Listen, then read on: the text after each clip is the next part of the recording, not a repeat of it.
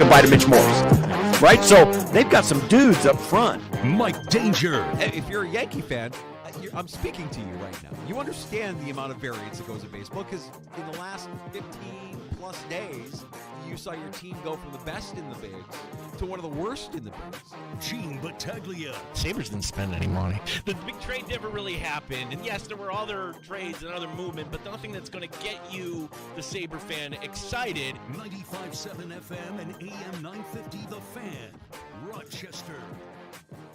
Has there been a movie in your life that had such a profound impact that you still find elements of that movie in your day-to-day life? That's a loaded question. How are you, buddy? No, I'm well. I'm only bringing it up because we welcome you into the sports bar. Gino and I, prior to coming into the studio, still arranging the studio, prior to coming in the studio, met in the men's room. Just, passing by in the men's room. And in our men's room, we've got the hand sanitizer, and we've got the mouthwash. Got the mints. Not mint. Mint. You know what movie that's from, right? That's how profound Ferris Bueller's Day Off, how much of an impact it has made in my life. I can't see a bowl of mints without saying the word mint the way he says it in the movie when he's in the fancy restaurant and he grabs it before he walks out of the bathroom. He goes, mint, and he just walks out. 9 times. Okay. I'm trying to picture what scene this is. That was when they did the Abe the Sausage King or whatever it is. Yeah. He's Abe Frobin, the Sausage King of Chicago. He's in the men's room. He's breaking the what is it called, the fourth wall, whatever it is. Right. He's talking to the camera. He's talking about, enjoying his day. And the bathroom attendant is there. He tips the bathroom attendant. He goes to grab a mint, but he doesn't say anything. He doesn't need to say anything. He just tipped the but he goes, mint. And then he walks out before his old man steps out of the stall. There are moments of that movie like that and 9 times. that I just can't erase from it's ingrained now in my soul. It's ingrained in my DNA. The thing that's cool about our show is I love the interaction, right? And then when we're out, I get this question every so often. Where does that 9 times thing come from?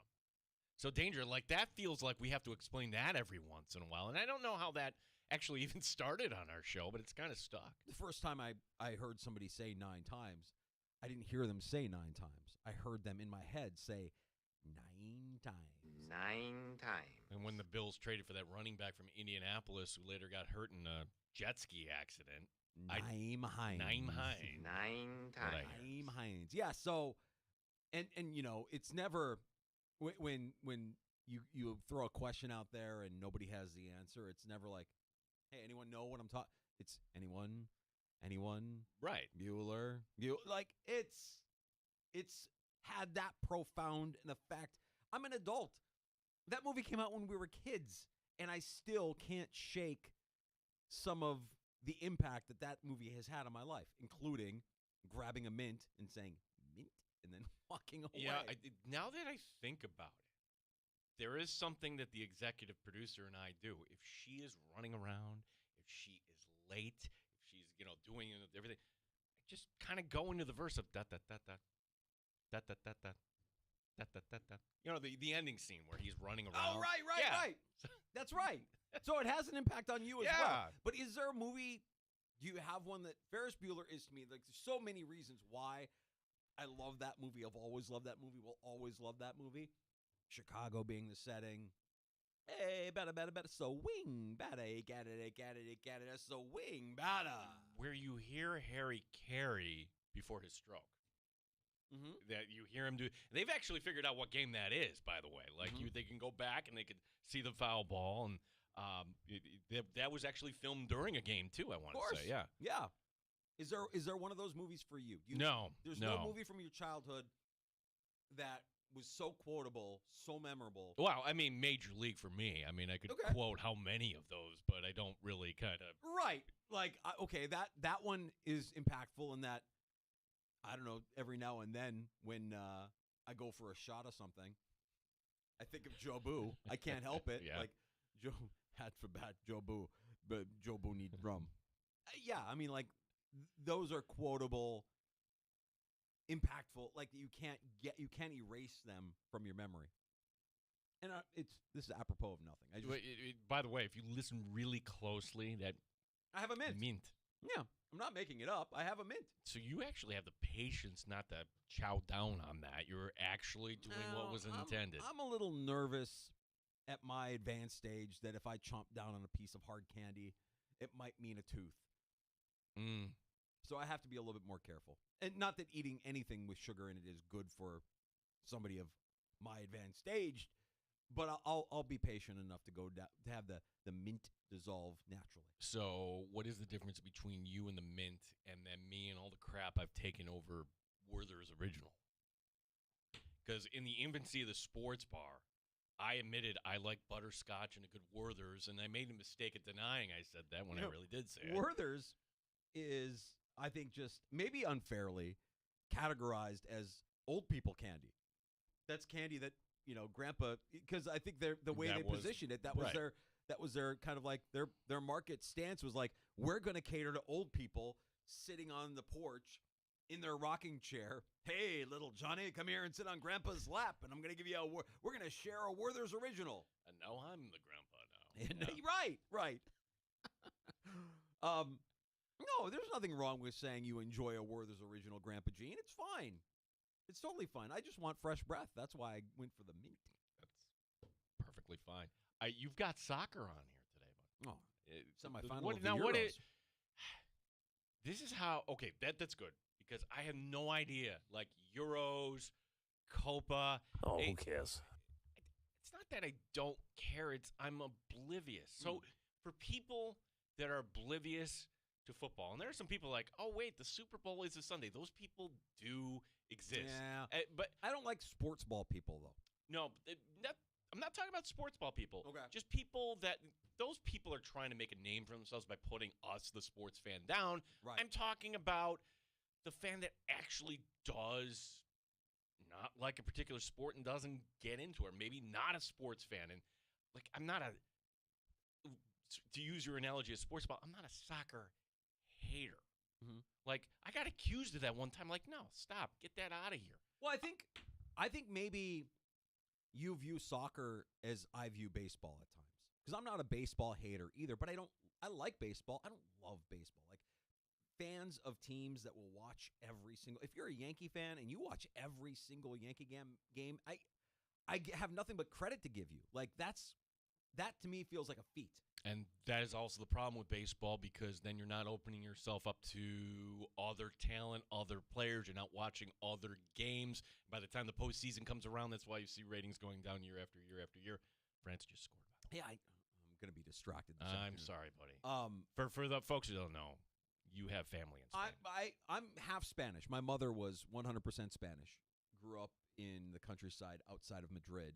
I have an aunt who lives in Madrid. I have cousins who live in and around Madrid. So, yeah, soccer is a big deal there. Much bigger deal there than it is here. And I guess maybe that's partially why when the World Cup happens or when these big, global tournaments like Copa or Euros happen, I like it because you really see just how much more the sport means to them than it does to us. And especially when you talk about the Copa, I mean, these countries, South American countries, third world countries, they don't have anything, but when soccer is their thing. Yeah. And when they win, it's everything. When they lose, it's devastation. To see the reaction of the players from Turkey who, recently lost in the Euros to the Netherlands after gaining a 1-0 advantage early in that game, they are devastated. They're inconsolable. It means so much more to them than it does to us, and that's the difference. And selfishly, I'll watch these games with my daughter who played soccer as a kid, and so she understands enough of the sport where this is a sport that her and I can bond with, much like you could bond with your son on baseball or hockey because he played those sports, right? So, yeah, the Euros are on. I'm a little distracted because Spain has looked up to this point like the best team in the tournament. They've played just a very structured and fluid game. They've scored more goals than any other team. France up to a early 1-0 lead over Spain, and we'll see if there's a response coming from La Rojo. And then the Copa is, look, we could talk about the Copa America tournament, but Team USA didn't even advance beyond the group stage. So what are we talking about? So this is basically your in-between years appetizer for the World Cup. I think so. FIFA sending us. Yeah, I think so. I mean, it happens. The Euros are happening in Germany. The Copa is happening here stateside. And I think with the World Cup coming to North America in 2026, it's a nice little tune-up for some of the venues that are going to be hosting World Cup matches in just 2 years. I also find it interesting specifically with the Copa matches that are happening here in the States. They're happening in venues like Allegiant Stadium in Las Vegas, Mercedes-Benz Stadium in Atlanta. Stadiums that during football season traditionally have the artificial surface, but not for the Copa. They're playing on grass inside Allegiant Stadium. But I thought it was too expensive. Oh, it can be done. It can be done. And it won't happen during the NFL season because it is too expensive. They won't do it. FIFA will do it because their players demand that they play on natural surfaces. They won't play these matches on artificial surfaces. Well, I get that, but like if I can take this in the NFL direction, right? Because sure, if we're just being penny-wise, right? Like, hey, it actually costs a lot of money for the grass. But then I would say to the NFL, how much did it really cost you last year? And we'll never know. Would Aaron Rodgers have torn his Achilles had that actually been on grass? And the turf might have gave a little bit more in week 1. And if that didn't happen, would the ratings be? Things we'll never know. But the NFL is such a machine, they don't really care. So I think we will eventually in our lifetime get to a spot that all stadiums will have grass. I don't know how they couldn't. If it's too cold, like they do in Kansas City, like we'll have in Buffalo, you have the heated coils. And if you're indoors, you have the technology to grow grass. Give me a break. Ultraviolet light and nurture it and everything else, but it costs money. Yeah, they make it work when they need to make it work. They're not going to go the extra mile to make it work for the NFL. It's a thing. So, apologies if I'm a bit distracted today. But we do have a great show lined up for you. And one of our favorites will be stopping by later this afternoon. We'll check in with the new guy at Football Guys. Yeah. Bob Harris, football diehard on X. We've had him on for years and years and years. And now he's part of the Football Guys team. Love having Harris on, not just to talk fantasy football, but just to talk football. I mean, he's a football diehard after all. So there's so many intriguing storylines around the NFL that will have impact on how you draft your fantasy football teams this year, but I think will, more than anything, just have impact. And we've touched on some of them here through the course of the offseason, wondering about Cincinnati, wondering about the health of Joe Burrow, hearing Joe Burrow talk about his football mortality. Today, finding out Joe Burrow expressed an interest in wanting to play flag football in the Olympics. Are you that worried about contact? I don't think Joe Burrow is right. Well, in what context? Was it, oh, that'd be fun to do someday? Or was it really, I want to do this? So he went on the Pardon My Take podcast, and we'll have some thoughts on, his desire, his plan maybe for an 18-game schedule, which is kind of, I think if you're the union or you're raising a red flag there, let us do the negotiation, not you put it out there. But Joe Burrow, in terms of saying he'll play flag football, the NFL is doing this, by the way, Danger, because they see a growth opportunity. What is the fastest growing sport in New York State at the high school level? Flag football. It is. Like, it's growing in an era where less kids are playing sports. In fact, football, okay? Leroy and Calmum had the merge, okay? Things you never could have imagined. But for the girls who want to play this sport, flag football, it's relatively inexpensive. It's not hard to learn. It's in good weather. It's fun. Mm-hmm. And it's something that You began to see a little bit last year, the NFL. You're going to see more of this, the NFL pushing this narrative. And quite honestly, that's actually a good thing here. But to hear Joe Burrow say that, I didn't even realize they're going to make this an Olympic sport, or is he just talking? No, I think it is going to be an Olympic sport. I don't think it's an Olympic sport this Olympics. No.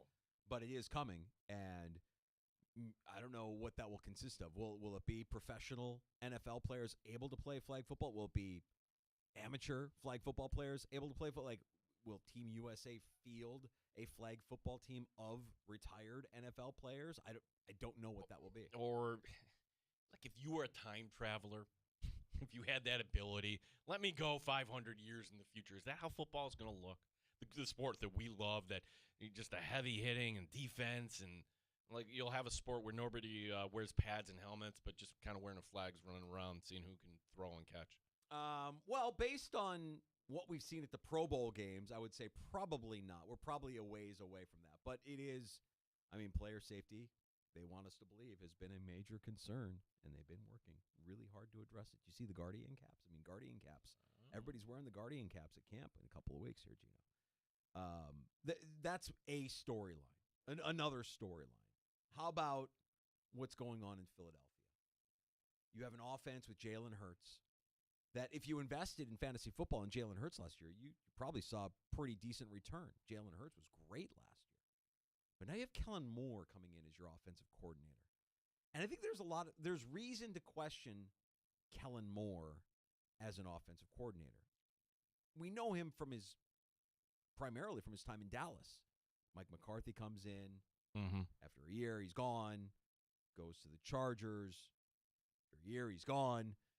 Now he's in Philadelphia. Is Kellen Moore, is he a good offensive coordinator? I think it's a fair question to ask. Well, that's on the fantasy football, but then you look at the other side of the ball. Like, they blew out both coordinators in Philadelphia. Like, you have Vic Fangio now in Philadelphia, where from a fantasy standpoint, and granted, like, you're always drafting a defense at the end, but that was always a safe bet, right? Philadelphia, and look at that, all these defensive linemen they have, and you realized a few weeks in, it's like, wait a second, this defense isn't very good. And and they never figured it out. So will that be more complementary in Philadelphia? Because I don't think it's wise to have Jalen Hurts be the guy that you're counting on to throw 300 yards a game. I don't think he's a dual threat running back. I still think keep the ball on the ground, play better defense. They should win that division. What if they come in? What if Kellen Moore comes in with designs of turning Saquon Barkley into Christian McCaffrey East, and they actually use Saquon the way I think we all remember Saquon being this dual threat guy, the guy that can handle that heavy workload, that can do what we've seen McCaffrey do with great success, not just during his time in Carolina, but now, of course, with the Niners. I think it's really fascinating. I think that's a fascinating offense to look at here, not just for fantasy football purposes, just for NFL purposes. Right.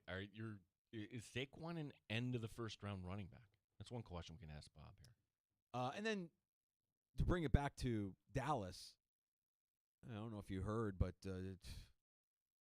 Dak was in a walking boot and then has to defend himself as to why he's in a walking boot. Doesn't have a contract. CeeDee Lamb isn't going to talk about his lack of a contract. Parsons. The defense hates the offense. The offense hates the defense. Who's running the football for Dallas? Is it really going to be Zeke Elliott again? What's that backfield about? These are just some of the questions I have for a guy like Bob Harris, who is a football diehard. And we spend a lot of time talking about the Bills specifically here in the Sports Bar, because we know that that's the team you probably care the most about. But if you're a fantasy football player, or if you're just a fan of the NFL, a conversation like we're going to have with Bob Harris is going to be a worthwhile one. He's joining us at 4:25. How much did you do over the 4th of July week in terms of fantasy prep? Because usually that's the time, all right, I have a little bit of time. I'm starting to think. You forget some of these names that kind of moved around, or some of the running backs. Like, you need to kind of zero in, like this time last year. Were you up on Devin Achane in Miami? Like, who are going to be those running backs that drafted in the mid-rounds, maybe even the second round, that are going to pop? What's funny is you can do all the prep you want to do, and you can go into your draft as ready as you've ever been. It's not going to change the fact that after week one, Puka Puka Nacua is going to happen. Nobody was talking about Puka Nacua this time last year. Right. And if you're one of the lucky people who were able to snag him, if he was available on your waiver wire after week 1, you saw the benefit of that as well. You probably did well in your league. I don't know who that player is right now, and I don't know that Bob Harris knows who that player is right now. We could do a lot of prep and still have somebody come out of nowhere, surprise us, and be a week 1 darling that we pick up on the waiver wire. Sometimes you hear about it in camp as, okay, danger. Yeah. Spain. See that? Yeah. You know how old that kid is? I have no idea. Take a guess. I called him a kid. You called so- him a kid. Yeah. 18. 16. 16. That's the 16-year-old. Yes, that's the 16. España. Yes, that's right. Finding it. That's 1-1. right. All right, so we've drawn even. Good. Yeah. Where were we? We were talking about Puka Nacua. Puka Nacua. Okay, yes. Sometimes in August you find things like for the Bills, example. I think we knew, hey, wait a second, this Christian Benford's actually pretty good. Like, I'm not talking in fantasy terms, but everyone's, hey, going back years, wait a second. This third-round quarterback is going to start up in Seattle, Russell Wilson. Like, there are some times in camp that all you have to do is pay attention to who's getting the reps, and you can kind of figure it I'll throw another one on there preseason. I feel like I go to this well all the time, but the first preseason action that we saw Patrick Mahomes and Tyreek Hill connect against the Falcons on a deep ball, you knew, like, oh, boy, this could be special. And it was an unbelievable play in the preseason that kind of foretold what was going to happen with those two during the regular season. The rest is history. So, yeah, dude. To answer your question, I didn't do a lot of prep. Yeah, I didn't like, do a lot of prep. I we listened to a couple podcasts, and that's about it. Yeah, that's totally fine. And I there's another team I want to ask about, and I'm not doing this to curry favor to you. But could actually Chicago be an interesting, or are we going to overdraft the Bears? Because we know Odunze is a great player coming in. We know Keenan Allen. Boy, the production, look at his numbers. Before he got injured last year, he was one of the top wide receivers in the NFL. And now he's in. What about this rookie quarterback? Or are we going to overvalue everything and let somebody else take the risk there? I don't know the answer to that. Yeah. Usually guys who are money in the bank with new situations, like how do you deal with Justin Jefferson in Minnesota? If it's Sam Darnold week 1. Oh. Even if it's not, if it's McCarthy, what are you doing then? I don't know. We'll get Bob's take on all that. Not just fantasy angles, but just football angles. You know what? It's the downtime. Hopefully your favorite players are staying out of trouble, or they've got their nose in the playbook and they're ready for training camp to get underway. We're ready for training camp to get underway. We're just about 2 weeks away. Cannot wait. Yeah, 15 days. Not that anybody's counting here or anything. It's funny. We're already making plans going out there. It's exciting. The fact that it's still year to year for the Buffalo Bills at St. John Fisher University, I'm totally fine with that. At some point, it will end. When the new stadium goes up, maybe the temptation of making more revenue that's going to be needed out in Buffalo, where you could have on any given day 10,000 maybe go through the gates there. But while we have it here in the Flower City, I cannot wait. If they're worried about making revenue, they should start charging the spectators at the stadium right now. The people that are there watching the stadium be constructed. Those are the people that I want to get to know a little bit more. This is a tourist attraction. Like you're spending your day going to a construction site to keep tabs on the progress at the new stadium. Bills should start charging $10 a head if you want to. We have a viewing section over here. $10 a head. You can see everything. See the progress firsthand. Set up a lawn chair for a little bit. Yeah. Just give some advice to the guys that are working the construction at the new stadium. I can't wait for football to return to Rochester. It's going to be a lot of fun. We're going to take a break here and come back. We'll talk a little bit more, Gino. I know you wanted to bring up this Joe Burrow quote from the Pardon My Take pod, where he's talking about the 18-game schedule. Yeah, I do think that this is something the union should say, wait a second. Normally, you don't have players kind of taking away leverage. Oh, you want to share the update? No, it's 2-1 Spain. I wasn't nervous at all. Never. Nervous because you have money on it, or nervous because you have passion for Spain? Both, actually. Thanks. Yeah. Yeah, it's betting with your heart. Gotta love it. No hedging if you're Mike Danger. Nope. Also, interesting piece talking about the young talent across the NFL and where the Buffalo Bills rank. And I want to take us back to this time last year. And sometimes the Bills are very tight-lipped. For all the great reporters that are on the beat, sometimes we just don't know. And who might be those young players that really we don't expect to step up all of a sudden? For example, this time last year, we thought Ryan Bates was going to be the right guard. Sure. This time last year, we had no idea who was going to be the middle linebacker. Terrell Bernard didn't really show up at camp. He was hurt. He was hurt, but even still, Yeah. like we thought that was going to be this open battle. Oh my gosh, Balin Spector, he was out there today. What if it's him? No, the Bills had the plan all along. So what can we kind of deduce? And I'm going to tell you which young player I'm watching on this Buffalo Bills team that I think could make an impact. I'm happy to see my buddy Danger here today. Big smile on his face. I have a pastime that may prove to be an unhealthy one over the course of the next 12 months. Gino, I'm just going to lay out the foundation and put you on alert because you're a friend and you work closely with me. We spend a lot of time in this studio together. So if you see me struggling, I want you to know that there's probably a reason why, and it may have to do with my pastime. And this is a sports take, but it's also a non-sports take. Okay. We'll get to that and more next. Don't forget Bob Harris stopping by the sports bar about 16 minutes from now. You can pull up a stool and join us at 585-866-4FAN, 866-4326. You're listening to the Sports Bar with Danger and the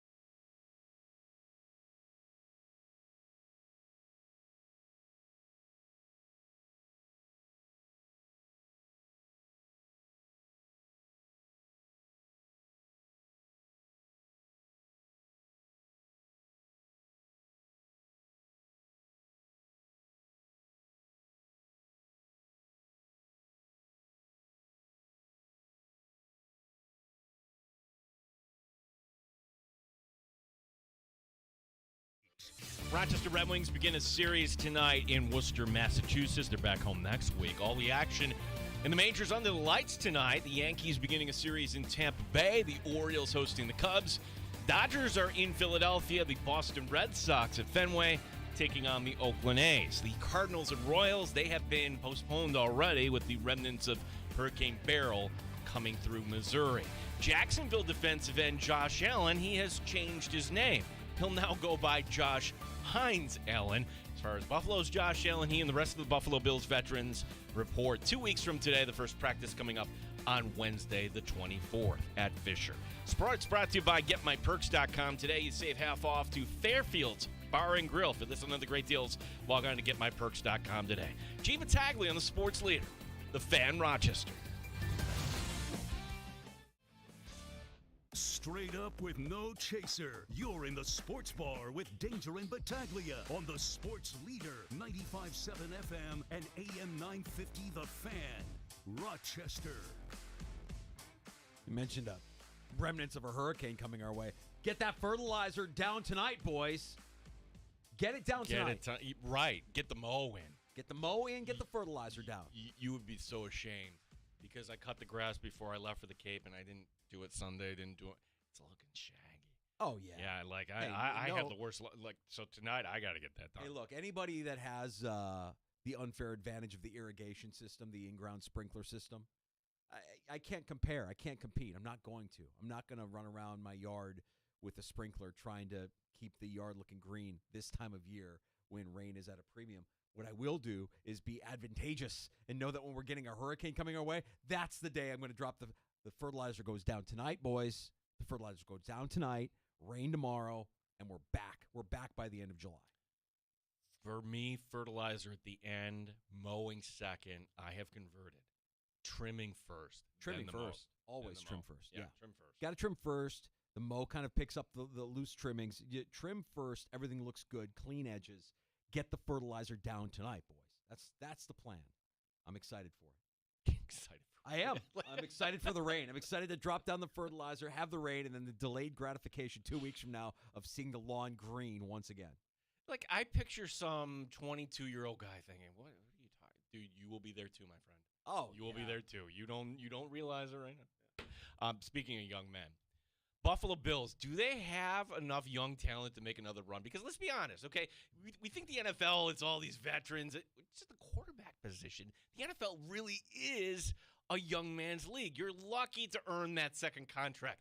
Rarely do you earn a third that's going to pay a lot of money. Aaron Schatz did a piece for ESPN ranking the young talent in the league. And the definition he's going by, talent that's under the age of 25. Not necessarily by tenure, just by age. For every NFL team. Now, last year, the Bills in this category, they did the same exercise. Want to take a guess where they were? 29th. Not good. Well, this year, they're moving up a little bit to 16th. And a few reasons that they had a good draft last year. That's really the main reason. Right now, Schatz names three, he calls them blue chip young talent pieces on Buffalo. And I'm going to dispute one of them here. Dalton Kincaid, Osiris Torrance, Gregory Rousseau. Now, if you're wondering what Terrell Bernard, he just turned 25, so he doesn't fit into this category. I view him as young talent, but not for this exercise. I look, Christian Benford, I would put ahead of Rousseau, Danger. I think that Christian Benford is somebody that you look at him at age 23. He has the ability to be one of the best at the position here this year. He should stay healthy. But then you look ahead here. Who can add to the young talent? And I know a lot of people are going to point to Keon Coleman, but Danger, I'm excited to see somebody else's camp. How does Cole Bishop develop? Safety is a tough position to learn, particularly in the Sean McDermott defense. I don't expect Bishop to be starting week one. Actually, no one should. But can he take over the job at some point this season? If so, I think that is another big piece the Buffalo Bills need from the young talent. As I mentioned before, like, you don't realize, like, this time last year, Osiris Torrance, now we take it as a given. You pencil him at right guard. We had Ryan Bates as the right guard going into camp. We didn't have Terrell Bernard as the middle linebacker. So the Bills, when it comes to their young talent, and sometimes they keep the wraps on him. Dalton Kincaid didn't do anything the first month of the season last year. I like two of the three that he identified as blue chip young talent pieces. I think Greg Rousseau is one that I want to see more of. Like, we want to believe that it's there. Physically, yes. Like, physically, the guy looks like a pass rusher in the NFL. I just want to see a little bit more of that mean streak. And maybe another season with Von Miller. Maybe Von Miller's contributions are more about continuing to develop a player like Rousseau rather than being the actual guy himself. I know that Benford is a great story, and he's young, and he has a ton of ability. But how confident are you in Christian Benford covering a guy like Marvin Harrison Jr. week 1? I'm not that confident. I'm not there yet. I don't feel about Benford the way I felt about Trey White as a rookie or as Trey White as a second-year or third-year player. I'm not there yet on Benford. He's their best corner, and I should be bought in, but I just can't. He's good. He's a good player. But how will he match up against the elite of the elite, the young guys, the guys that gain a step because they're youth, because they have a couple of years on you? We know the life cycle of a corner, and Benford right now is in the prime of his career. If he shows up in the next couple of years, then he's going to get it, which is also interesting because I think what the Bills and what you, the fan, should pay attention to is Kansas City, how they do business. Because let's say I'm right on this. Benford is going to be one of the top 10 corners in the league. Remember, he's not a first rounder.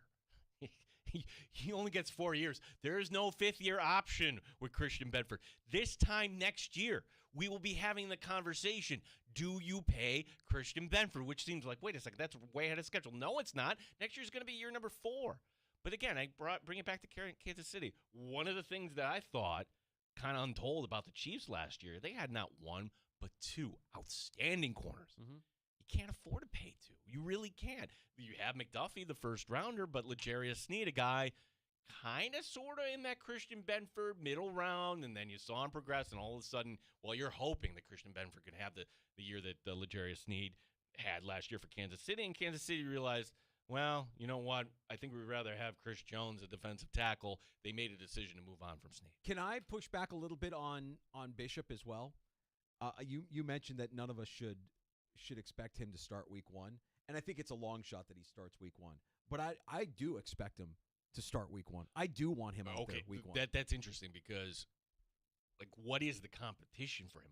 Edwards? It's Mike Edwards. It's Taylor Rapp, right? Like, if I know I'm higher on Taylor Rapp than you are. So, like if Taylor Rapp is out there week 1, you think he's a guy. I think there's something to Taylor Rapp. The Taylor Rapp reminds me a little bit of what Jordan Poyer was his first couple of seasons in Buffalo.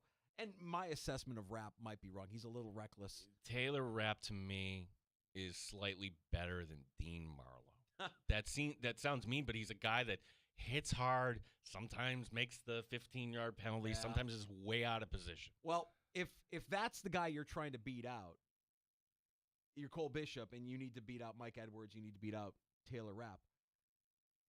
Yeah, my expectation is you're a second-round draft pick. You were taken there because they really like you. Go get it. Get out there as a rookie. Get out there and learn. That's my expectation. I know that they have a tendency to treat rookies differently. I don't necessarily believe that. I think they treat certain rookies differently. I think the rookies that they love, they find a way to get those rookies on the field. Well, or young players, because the Bernard storyline, I think that evaded most of us covering this team last year. Like, none of us had him winning that competition. No, and being to the point where he was an upgrade. Can we agree on that? A big upgrade over Edmonds. Over Edmonds. Yeah, no question.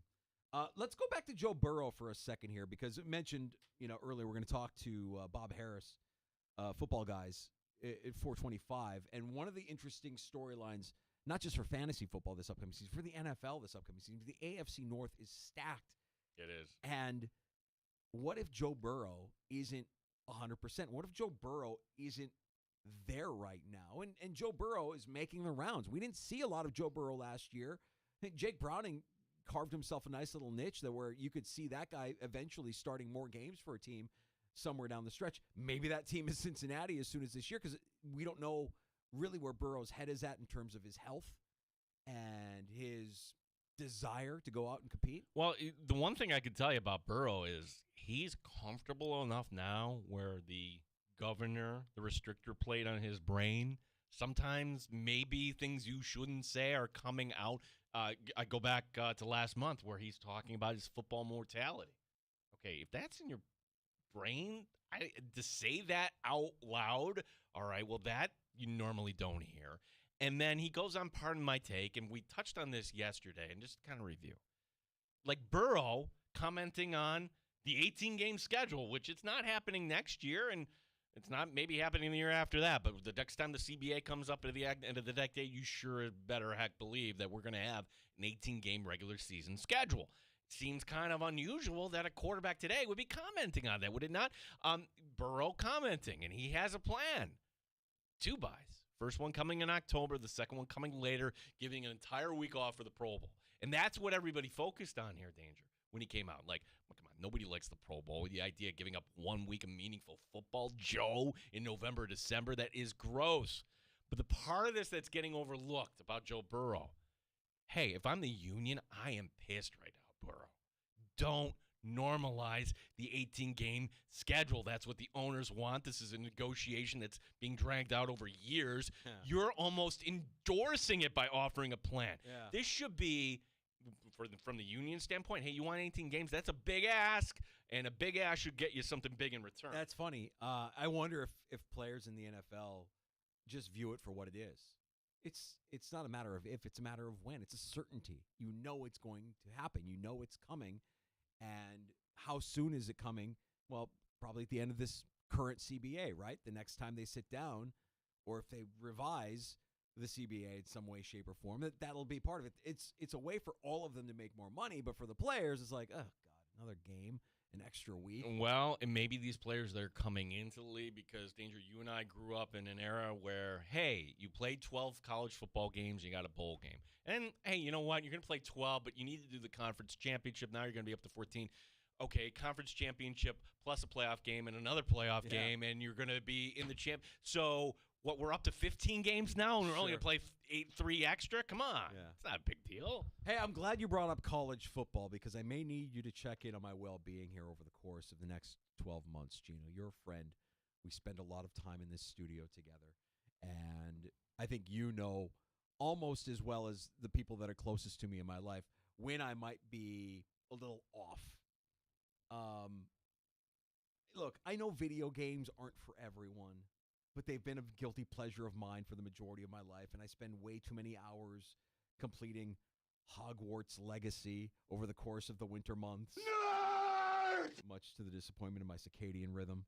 So, if you had to choose between a copy of NCAA Football 25 or Madden 25, which direction are you leaning? I don't think there's any question. You go for the new one. Just for seeing how they portray the Carrier Dome, JMA Wireless Dome, amongst other reasons. Right. If I want Madden 25, I'll just pick up a used copy of Madden 24 or Madden 23 or Madden 19. Feels like the franchise has been phoning it in for some time, and while I prefer the real-life pro game over college, I have a feeling the college video game is going to be the superior one, and that's before we get Star Wars Outlaws releasing at the end of August. Yes. I'm excited about that. And also next year's GTA 6, which may just end me, Gino. Until then, look for me to go full Arch Manning. You've seen the video in your feed today, playing a video game in full pads, College Football 25. It looks strong. All right. So if I'm the Buffalo Bills, is there any way you can do some espionage here? Meaning, like it's not legal, certainly, to get somebody addicted to an illegal product, but can you get Kyler Murray to branch out here beyond the Call of Duty? Right. Can you get him interested in other things? I have a feeling Kyler Murray, if he's that into Call of Duty, that Kyler Murray probably is into other video games, that there are games that capture his attention and draw him away. I mean, I'm pretty disciplined about what gets my time. And again, because my kids were into it, I'm like, oh, yeah, let me play a little of this Hogwarts. I don't even really like Harry Potter, truth be told, but my kids are into it. And they get this video game, and they're so enamored with it, and they're so in love with it, and they have so much fun. And I'm like, well, that kind of looks like fun. Let me play. And then I got sucked in. And, college football 25, when I get a copy of that, I have a feeling it's going to suck me in. It's not going to suck me in the way the Star Wars game will or GTA will. That's a different kind of game that, like, I have a feeling I can turn off the switch when it comes to sports games. But when it comes to the immersive video games like the GTAs, that's when the sleep pattern, or the Hogwarts game for that matter, that's when the sleep pattern gets all thrown out of whack. And Gino, I want to be level. I don't want extremes. I don't want high ups or high downs. And I'm worried. I'm worried about my circadian rhythm. I'm worried about my schedule. I'm worried that if I cram this pastime into my life right now, it could ruin me. When do we actually get the new college football game? It's soon. It's before. When is the release date on that? I should know because it was in the feed that I was just talking about. Yeah, it comes out before September. So I mean, it's got to be a few weeks away. And normally the Call of Duty, the new version, comes out somewhere mid-football season. I don't think Call of Duty is an annual thing, though. I think they come out with different games, different themes and stuff. I'm not a big Call of Duty guy, so I'm not really sure. But I would love to see a Call of Duty come out this fall, preferably before week 1. Okay. Black Ops 6. When? October 25th, 2024. Doesn't help us. Doesn't help us. Don't like that. Could have gotten a summer release for that. So Kyler's playing it during training camp leading up to week 1. Just week 1 release. I don't need training camp. Like, oh, my God. Early September release. No, we can't get that? Damn it. All right, well. I'm more worried about Benford's ability to cover Marvin Harrison Jr. than I am about Kyler Murray getting his hands on Call of Duty before week 1. Bob Harris, football guys. Football diehard on X. He'll be stopping by the sports bar next hour. And we're going to talk to Bob about a handful of different storylines happening around the NFL this offseason here. We want to learn what exactly he has learned this offseason as we prepare for camps to open up here in a couple of weeks. I'm sorry, Gino. Oh, I was going to say, there's so many other storylines we haven't touched on in the NFL here we can do coming up. Absolutely.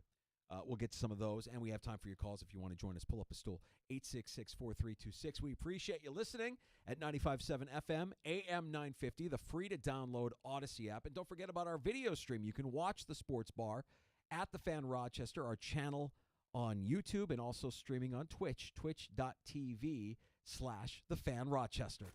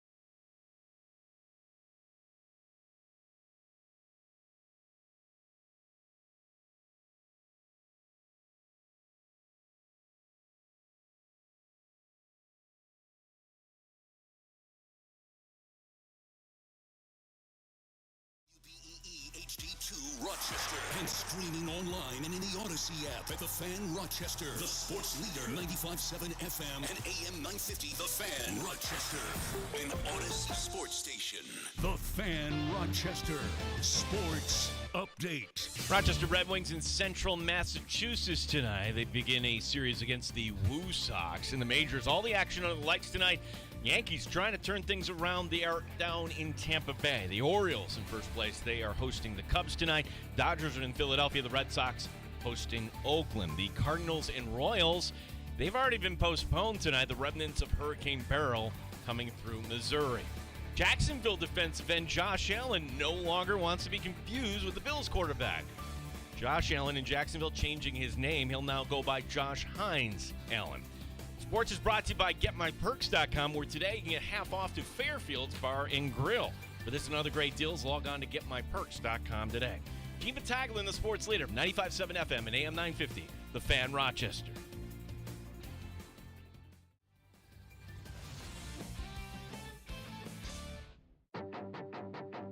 The Sports Bar with Danger and Battaglia. And they look to me better now. Certainly Mitch Morse is a subtraction, but now you've got Connor McGovern over there. And from the off-season interviews we've seen with him, he's chomping at the bit to get the place out, which I was like, oh, no wonder they said goodbye to Mitch Morse. Right? So they've got some dudes up front. Mike Danger. If you're a Yankee fan, I'm speaking to you right now. You understand the amount of variance that goes in baseball because in the last 15-plus days, you saw your team go from the best in the bigs to one of the worst in the bigs. Gene Battaglia. Sabres didn't spend any money. The big trade never really happened. And yes, there were other trades and other movement, but nothing that's going to get you, the Sabre fan, excited. 95.7 FM and AM 950, The Fan, Rochester. You know, Gino, while we have a second here in the sports bar, we should raise a glass to the Rochester sports icon. Did you see this news? Catalana? Yeah. No, I didn't see this. What? Mike Catalana inducted into the New York State Broadcasters Hall of Fame later this year. Wow. The Hall of Famer. Hall of Famer, Mike Catalana. Yes. I think it suits him well. He's always been gracious with his time to join us throughout the years here in the sports bar. Couldn't happen to a more deserving individual. Congratulations to 13 Wham Sports Director and Rochester sports icon, the great Mike Catalana. You look at, it's not just him delivering the news, but the staffs he's had over the years. And it's a credit to him because he's bringing in, he's developing that talent because right now Fates is certainly doing a great job along with Jenna. I think both of them, if they wanted to, could go to a bigger market, certainly. Well, here's how you know that he is good at his job. The impact that he makes, those who spend time around him are like little mini versions of him. Like Fates and Jenna are their own unique individual personalities, but every now and then you spend enough time with them, you realize, oh, there's a Catalana-ism that comes out from time to time. Yeah, I don't know. I'm just on my own, right? Yes, of course. Yeah. And look, the first guy that I got to work with, you work with him now too, Kevin Roche. Oh, yeah. Yeah, you hear a little Catalana in Kevin Roche. Right. When he's delivering. Right. That's a mark of a leader. That's a mark of a Hall of Famer. Congratulations to our buddy Mike Catalana on his induction into the New York State Broadcasters Hall of Fame. I don't know, Gino. Do you think they have a spot picked out for you or I in the future? I mean, how many years do we have to do this before? We can't even throw out the first pitch at Innovative Field Danger. That's amazing. You're right. So, no, we're never going to get the whatever award. It's just like, I think that's going to be our badge of honor. Like, you listen to the show. This is not award-winning programming. No, it is not. What do you mean? We spent 25 minutes talking about how Bill Belichick knows his way around Nantucket yesterday during happy hour. I got it when I got home. Really? I'm like, hon, once Danger started going there, what am I going to do? I can't stop. Once the train is rolling, I can't stop. You were just along for the ride. Yeah. You were just along for the ride. So, did I kind of throw you under the bus? Not really. You could do it. It wasn't. It wasn't like it was your idea to talk about why Bill Belichick is with a 24-year-old hairdresser.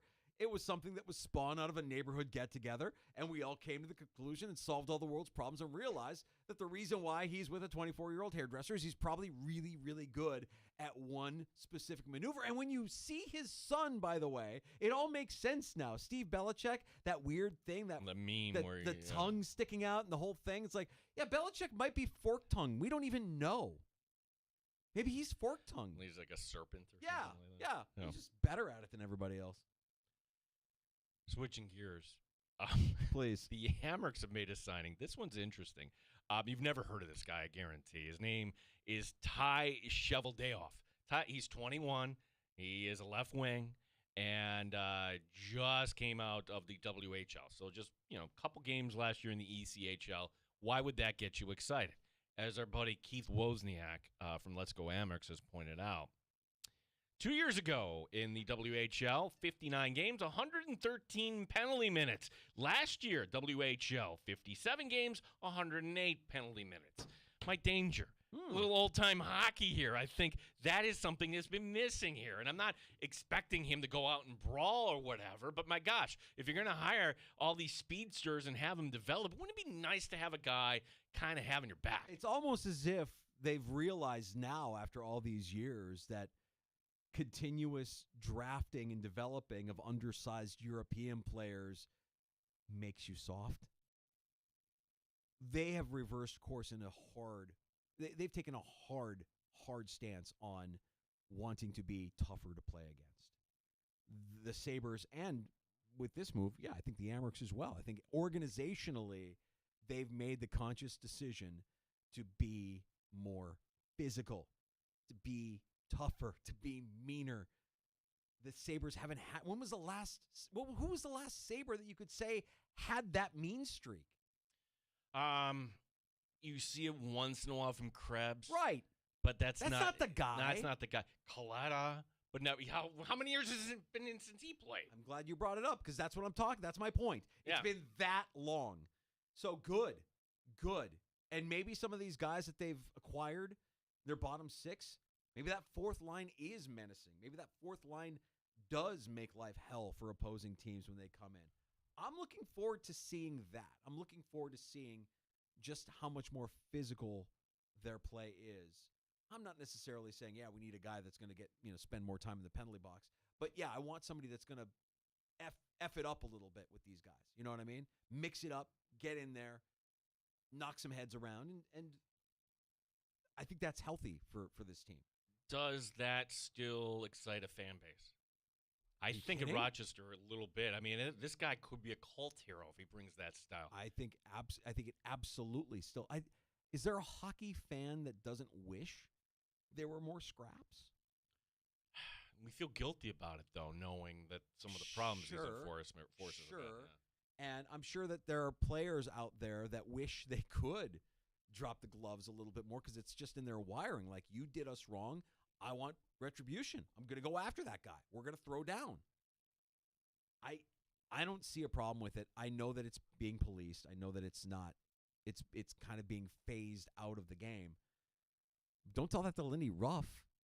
You think Lindy Ruff is changing with the times? If I have a concern about Lindy Ruff, it's his, what's his ability to connect with a younger generation, with a younger player, with a different style of player. And maybe that's partially why Seth Appert is in the role that he is in, because he can do that better than Lindy Ruff. Yeah, I thought that's always been kind of like a good cop, bad cop kind of thing. That's Seth. We love Seth. He's the good cop.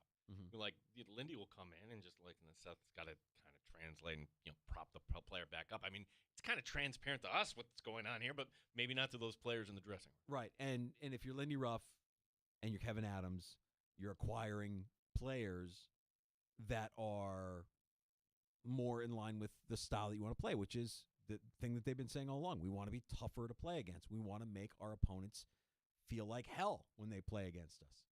Well, good. Let's see if it. I mean, I'm curious to see what Beck Ballenstein looks like.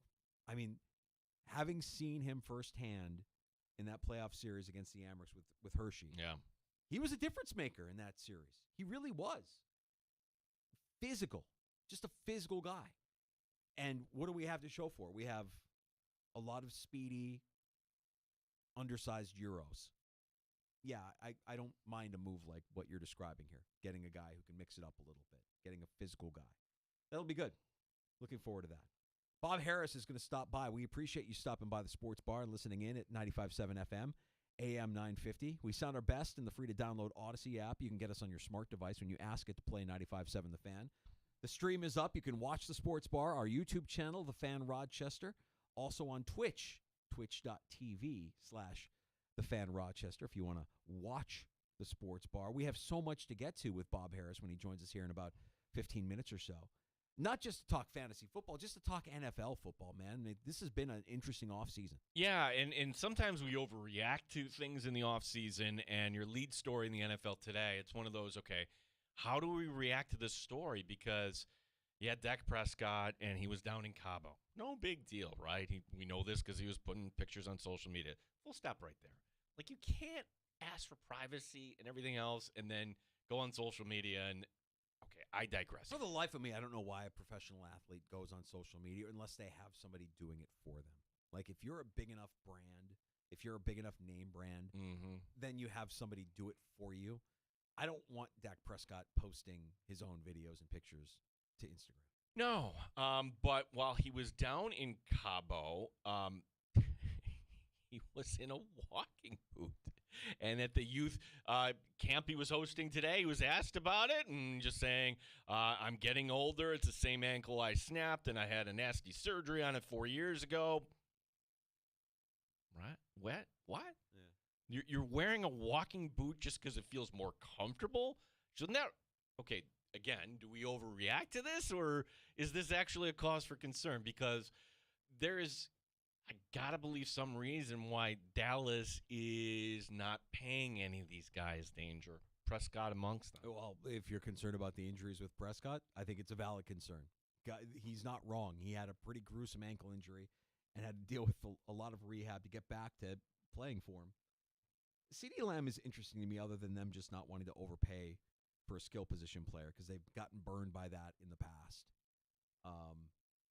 But Lamb, to me, is one of the best, if not the best receiver in the league with his situation right now. He's right up there, right? I mean, he was exquisite last year. He came out and said, I'm not going to answer any questions about my contract. I wonder if Lamb, I mean, he won't or he will hold out. Well, what happens? Because if you pay one of these guys, the other two are going to go sideways, right? Like, I remember Brandon Beane. This is going back before the Bills actually got good and won the first camps. Like he said, like as you can see things trending in the right direction, he said, hey, everybody's going to pay attention to who we pay in this locker room. And we could debate some of the moves, but I think by and large, I think the Bills got it right in terms of the timeline when they were going to pay certain guys. This is different where you have, I don't even say arguably, I'd say it's a fact. The three best players on a team are all headed to unrestricted free agency. When does that ever happen? Yeah, it's interesting. And you've got this, and this might actually play in Dallas's favor. I think good teams have offenses and defenses that hate each other, that resent each other. When you think of Seattle. Yeah. Yeah. Right. I hope you're sitting down, Bears fan, going to talk about the 85 Bears. I mean, there's no question that team, the offensive side of the ball, hated the defensive side of the ball and vice versa. Don't tell that to Sean McDermott. They love Josh. Oh, they love each other. Yeah. No, kumbaya. No, I want a little bit of that anger. I want a little bit of that. Richard Sherman throwing the ball back at Russell Wilson, telling him he sucks after he throws a pick. I want that. I love that. And I think you might have some of that right now in Dallas with what you've got brewing there with Dak and Lamb and Press and Parsons. So that's just one of the many off-season storylines we've kind of been following here and want to get Bob Harris's opinion on in terms of how do you now, for fantasy football purposes, how do you draft these guys? Where do you draft these guys? Where are you hedging your bets? I love the Cincinnati conversation. I think Philadelphia is an interesting offense with Kellen Moore coming in there. I love the Marvin Harrison Jr. for many reasons. being the talent, but also you want receivers that are just going to be vacuums. Like, unquestionably, they're the number one. Are we ready to say, as a rookie, that Marvin Harrison is all that? Is he a top 10 receiver in this league right now? Like, how do you factor this in? Like, how many different mocks do you see with Marvin Harrison Jr.? When is too soon for Marvin Harrison Jr.? Yeah. Well, hopefully it's not week 1. You sure we can't get Call of Duty to release sometime end of August? Well, that's where, how do the Bills get Kyler interested in something that might be releasing here soon? Like, there's got to be another one, right? Yeah, like if you GTA. See, yeah, look at that trailer for College Football 25, Kyler. I mean, that's Arch Manning and Eli Manning in that video today. Doesn't that appeal to you? Isn't that enticing? Don't you just want to pick up the sticks and maybe play a few games for, I don't know, 4, 5, 6, 8 hours a day? Like, could you send anonymous packages to delivery here for Mr. Murray? What is this? Oh my gosh, some fan just sent me a game. Let me put it in. Yeah, right. Yeah, Bills Mafia working together, pooling our money together to send Kyler Murray the newest and greatest console available with a full suite of games. Oh, Here you go, buddy. Knock yourself out during training camp. I think you wanted to troll somebody. That would be like expert trolling. Mm-hmm. I don't know why why aren't we working on that right now? Let's work on that right now. Let's do a GoFundMe. GoFundMe to supply Kyler Murray with all of the newest video game releases just in time for training camp. No, we don't want your nose in a playbook. We don't want you out there taking extra reps. We want your thumbs on the controller. We want you playing video games for 8 hours a day. We should read back at some point leading up to that game the contract for the clauses they put in there about required studying. Treating Kyler Murray like he's a high schooler. It was crazy, right? Yeah. And his press conference, that one was an all-timer. The press conference where he went through all of his accolades. Remember how upset he was? To think that I can accomplish everything that I've accomplished in my career and not be a student of the game and not have that passion and not take this serious is almost, it's disrespectful and it's almost a joke. Okay, stop. That's fine. Yeah. But then when he's going on talking about, I did this in high school and that in high school. I have the full press conference. I'll spare you the 3.5 minutes of him reading off all of his accomplishments. I've got the time. I think it's hilarious.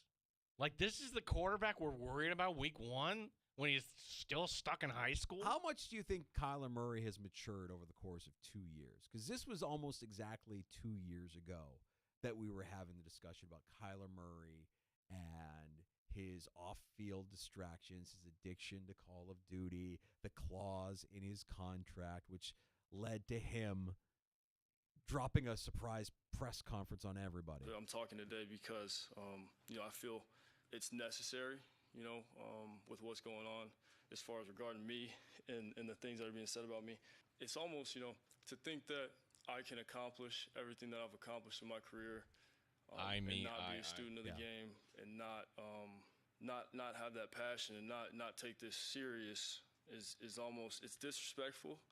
And it's almost a joke, It's, to me, it's I'm flattered, I'm honestly flattered that y'all think that at my size I can go out there and not prepare for the game and not take it serious. It's disrespectful. I feel like to my peers, to all the great athletes and great players that are in this league. This game's too hard.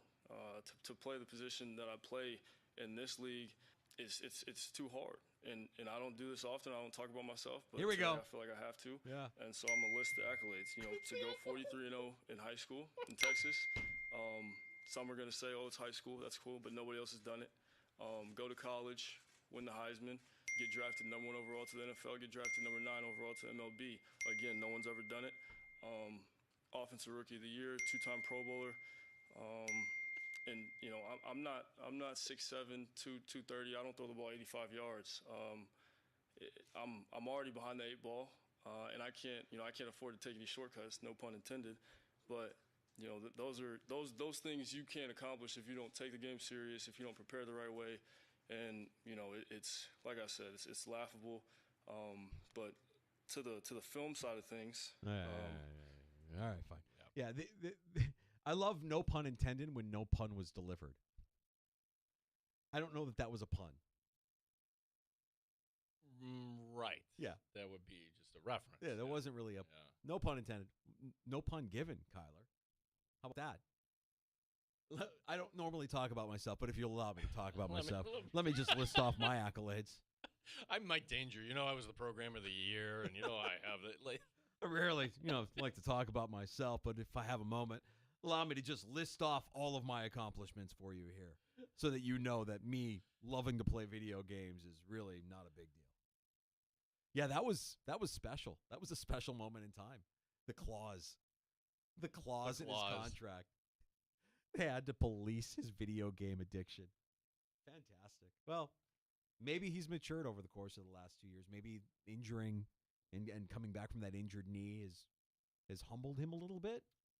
Or maybe he's you got nothing to worry about. Maybe Kyler's Kyler. He's ready to serve you, the appetizers. Oh, yes. Hey, welcome to TGI Fridays. I'll be your host, Kyle Murray. I'm your waiter today, and I've got my 37 pieces of flair. Bob Harris, yeah. New football guy. Oh, I can't wait to get to Bob here. Football guys, if you're a fantasy football player, they do some really, really amazing work just analyzing the game and giving you advantages week in and week out. You can follow him on X at Football Diehard. Bob Harris. Going to talk some fantasy and talk some NFL football next on The Fan Rochester.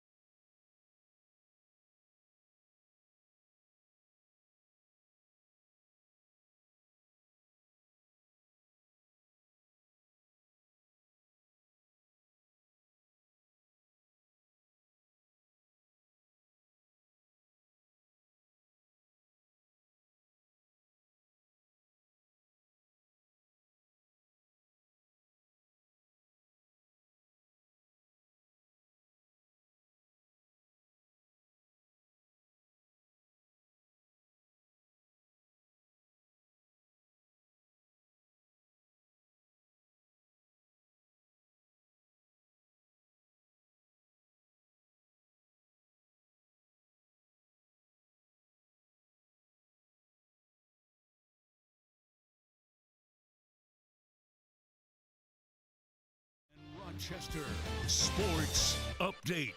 It's a week out of town for the Rochester Red Wings. They're in central Massachusetts, being a series tonight against the Woo Sox. All the action in the majors tonight. On the lights, the Yankees are down in Tampa Bay. The first place Orioles taking on the Cubs. The Dodgers in Philadelphia. The Boston Red Sox at home against Oakland. The Cardinals and Royals, that game has already been postponed with the remnants of Hurricane Beryl coming through. Jacksonville Jaguar defensive end Josh Allen changing his name. He'll now go by Josh Hines Allen. As far as the Buffalo Bills, Josh Allen, he and the rest of the veterans reporting 2 weeks from today with the first practice at St. John Fisher University coming up on July 24th. Sports brought to you by GetMyPerks.com. Get half off the Fairfield Bar and Grill. For this and other great deals, log on to GetMyPerks.com today. Gene Battaglia and the sports leader, the Fan Rochester.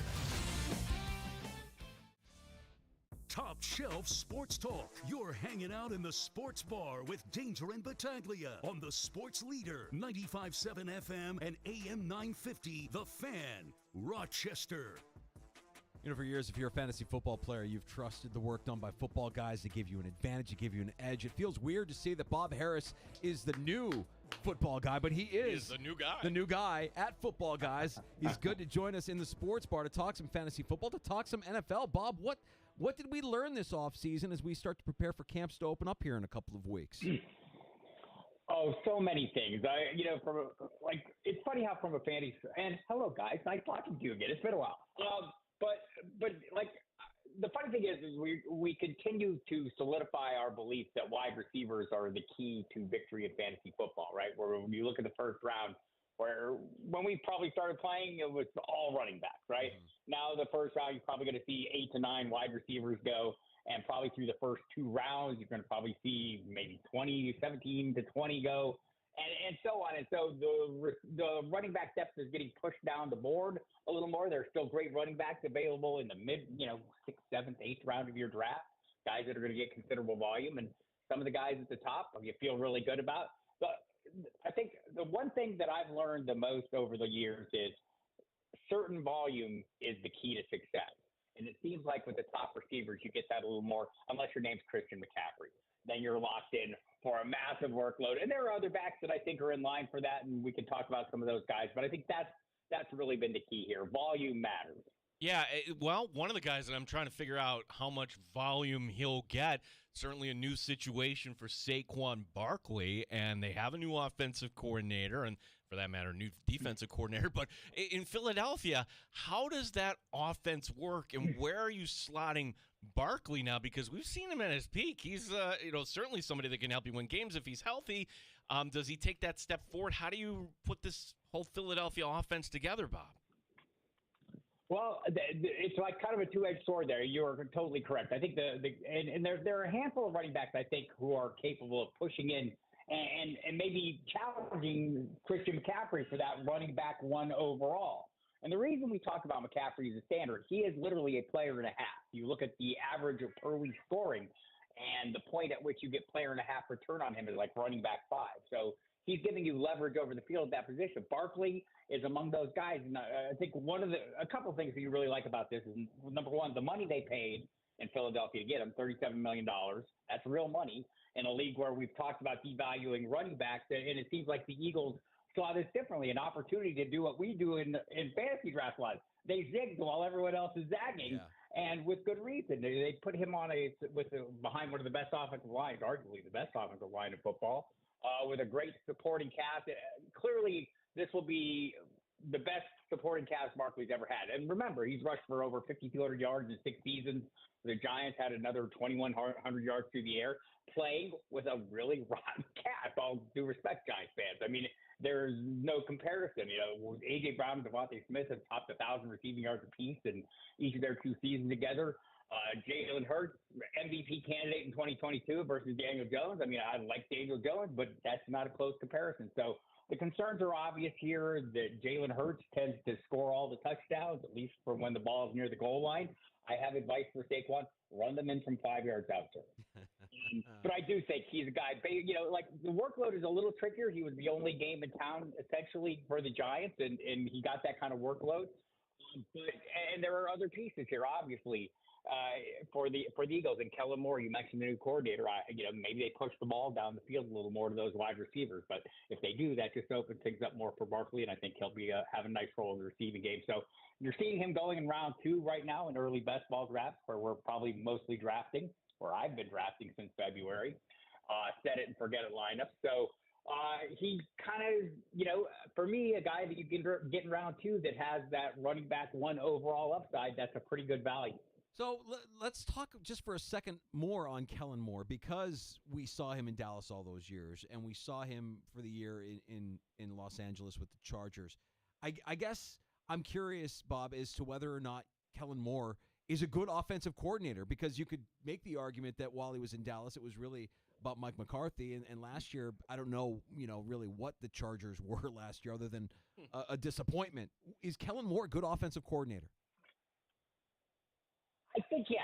I think generally speaking, right? Like, I know it seems like, I love what Dallas' offense did without him last year with Mike McCarthy at the helm, but they were a pretty good offense in the years before. Now they had great talent as well and a good quarterback, and I think all those pieces are in place for him here in Philadelphia. It's kind of a weird thing in Philadelphia. They really struggled to hit stride in that spot, right, for the last couple of years. So, and they've had a lot of changes, and we're going from a guy, Brian Johnson, who was like a close family friend with Hurts and, the Hurts family. So that's going to make, you wonder if there aren't some feelings there. But I do think Kellen Moore is a good offensive coordinator. And one of the things you'll see in his offense is that tendency to push the ball down the field a little more with the pass game.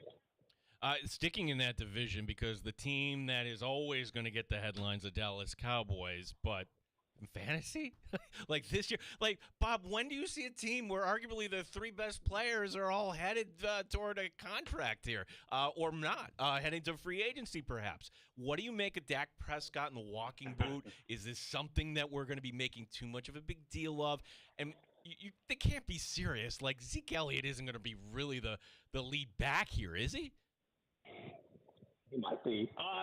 Well, I think it'll be a time share. By the way, the Dak Prescott thing, yes, we're going to make too much of it because that's what we do. Also, Dak would like us not to make much of it. He talked about it today. It's been addressed pretty widely, and it just seemed to be something he was doing as a precaution.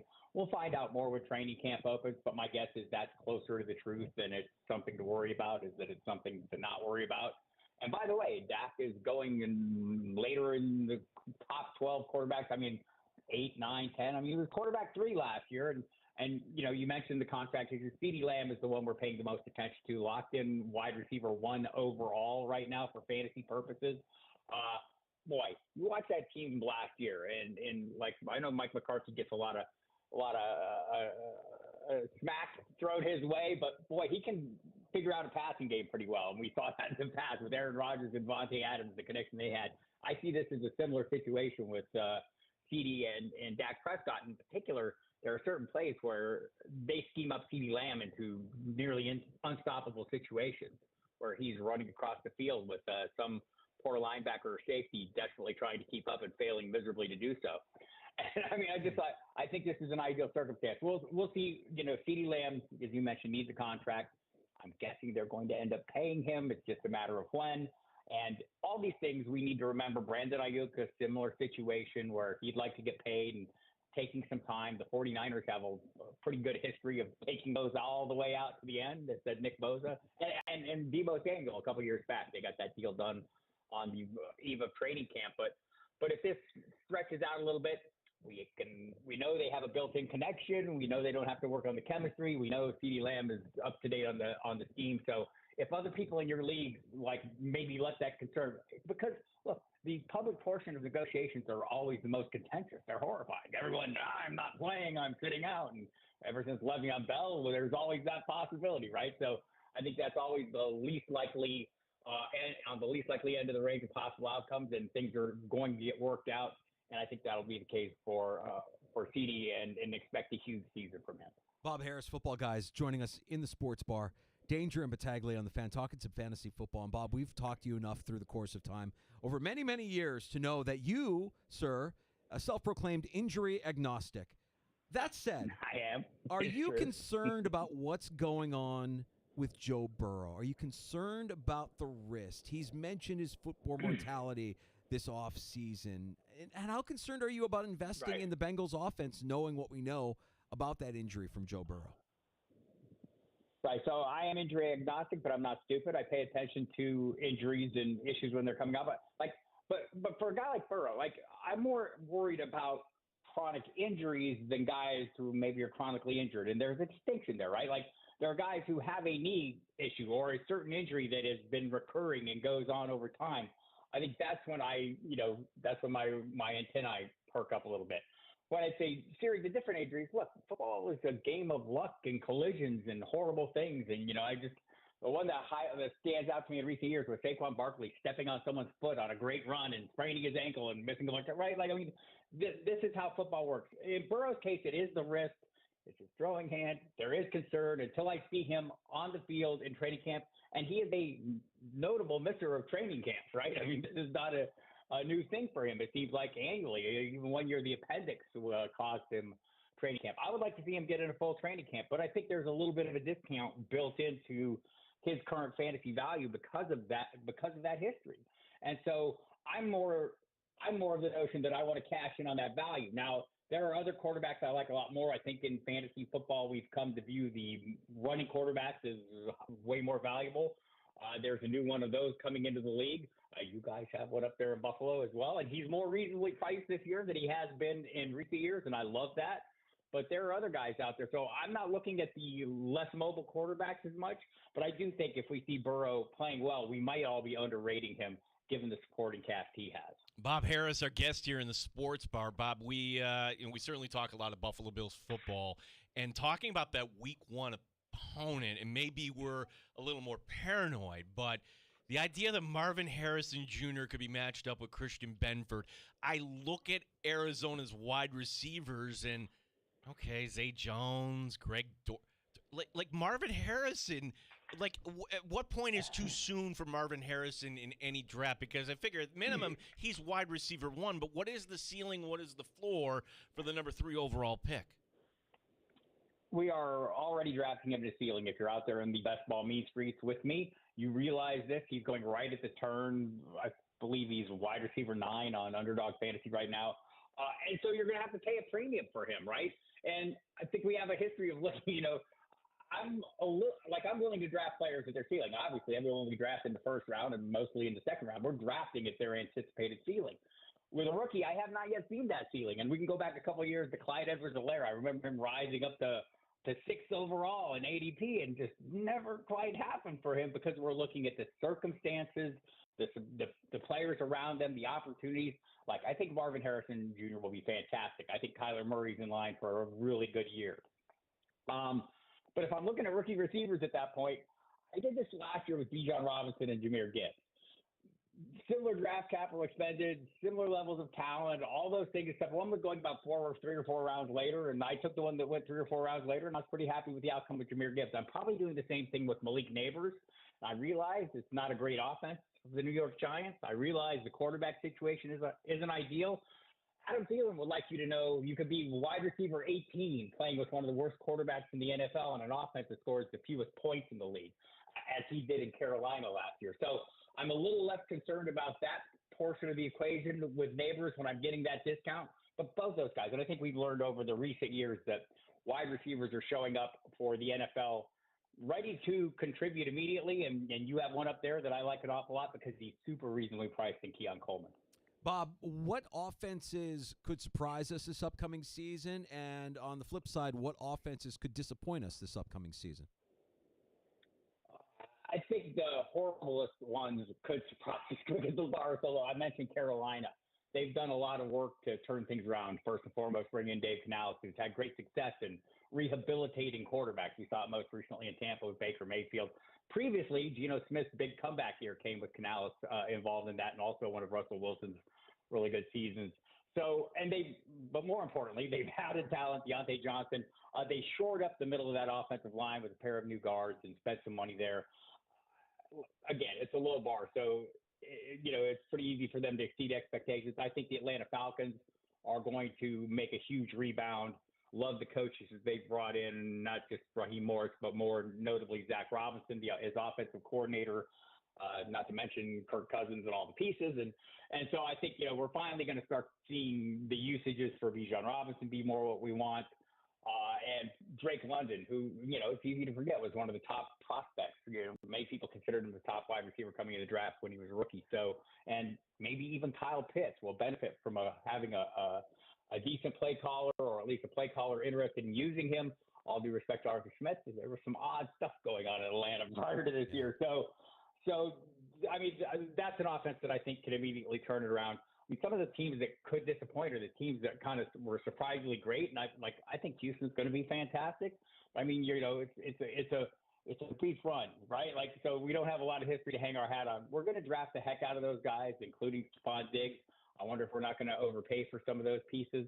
And I think one of the offenses that I'm most interested in is the Indianapolis Colts, where I am. If Anthony Richardson is a nail, I am the hammer. Cannot get enough. And I think he's going to change the way we see the quarterback position played. I think he's a way better passer than people get it credit for. So the addition of Adonai Mitchell to go with Michael Pittman Jr., I think we're going to see a really dangerous receiving core with Jonathan Taylor, and opposing defenses having some really tough decisions at the mesh point on RPOs. And look, Jaden Daniels is another guy. I mean, he's slender. He needs to learn how to avoid contact. But, man, what a playmaking threat they have in Washington for the Commanders in this guy. If you watched him play last year, you know what I'm talking about. He can pass really well, also has some good weapons. And Cliff Kingsbury, for whatever you thought of him as head coach in Arizona, we saw Kyler Murray in year 2 of his career finish as a top, I want to say 2 or 3 quarterback in fantasy under Kingsbury. So that running ability is going to serve Daniels as well. But be careful, Jaden. It's dangerous out there. Yeah. Bob Harris, our guest. In the NFC Central, I think we know what to expect within a bracket here, so to speak, for the Detroit Lions. We could ask you about Chicago. I want to ask you about a team in that division because, honestly, I don't know. I'm curious. I like what I saw at the end of last year, and they have young talent. What do you make of the Green Bay Packers offense? Is Jordan Love actually going to take another step forward and fulfill this promise? Did we see enough last year, Bob? I did. I felt like this going all the way in. Whatever you felt about Jordan Love, were the Packers really going to let a 4-time MVP kick his way out the door without thinking they had somebody at least reasonably capable of holding down the fort, right? Are they going to commit some kind of franchise malpractice? Over the final 8 weeks last year, Love had what was it? This is Tristan Cockcroft, ESPN, 168.5 fantasy points, 21.1 points per game, third best behind only Lamar Jackson and your guy Josh Allen. So, I think this is a real thing and not a mirage. And I keep thinking back to the things that we saw along the way. And Brian Gutekunst, the GM there, kind of said this, we knew who we had in Jordan Love, right? So they knew this. And you saw that last June when they were talking wow, why did you get a big name receiver in free agency? Well, because we want our talented young quarterback to grow together with what we think is a talented young receiving core. We've seen signs of that. They bring in Josh Jacobs, who also can contribute as a receiver and expects to, but a guy that can clearly, get it done between the tackles as well. I think this offense is set up for great success. And the only knock to me against Jordan Love is he is not one of those running quarterbacks that I want. But, boy, if I miss out on some of those guys, I want Jordan Love as a guy that's reasonably priced right now, going just inside that top 12 that I think is primed for another good season. I think that offense in general is as well. Bob, you mentioned Jaden Daniels. You mentioned the advantage that you have with a quarterback that is dual threat.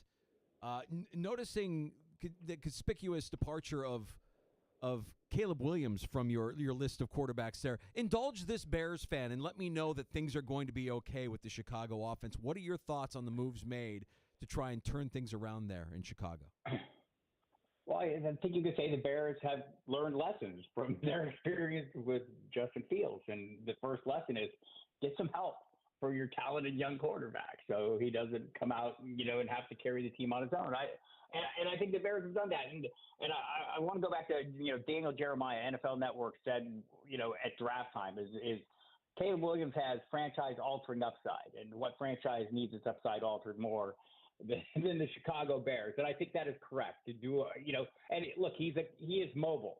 I mean, he's not like a run-first guy. He's looking to throw the ball, and he uses mobility to gain a little time to make big plays with his arm, and he makes all those crazy throws, the Patrick Mahomes type off-platform things that you love to see. So I'm intrigued. I think he's going to be good. I think it's going to be a little more of a process with him. We'll see what Shane Waldron puts together for an offense, as all good coordinators do. He's kind of varied things up a little bit, but he comes from that Sean McVay coaching tree. So, I'm definitely intrigued, and they've got great pieces. They brought in Keenan Allen to go with DJ Moore, obviously drafted Rome Odunze. Man, there's a lot to like there. Brought in DeAndre Swift as running back as well, and so they have a lot of speed and a lot of dangerous weapons. So they've done everything they can to get the most out of Caleb Williams. So I believe it's being drafted basically at the tail end of the quarterback ones right now. I'm probably going to dial back, and I would love to get him as a late quarterback one. The quarterback 2 is available, guys, right now. The list is great. I mean, Trevor Lawrence is going outside the top 12. I think he could have a rebound season. But, if you want to play it safe, the Matthew Staffords of the world, there's a whole range of guys out there Kirk Cousins, that I would feel comfortable with drafting as a backup in case the guy that I take a chance on doesn't do well. I'm willing to take that chance on Caleb Williams. Bob Harris, our guest here in the Sports Bar. I have to ask you about the Buffalo Bills here, Bob, and you brought up Keon Coleman.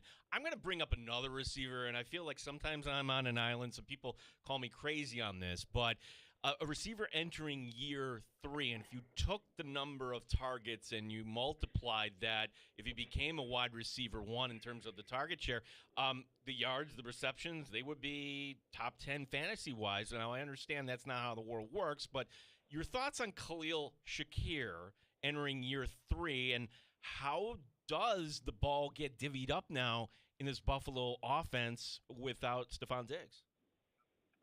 I think this is going to be tricky, right? Because they do have great pieces there, and I don't know how prominent a role Coleman can play right out of the chute, right?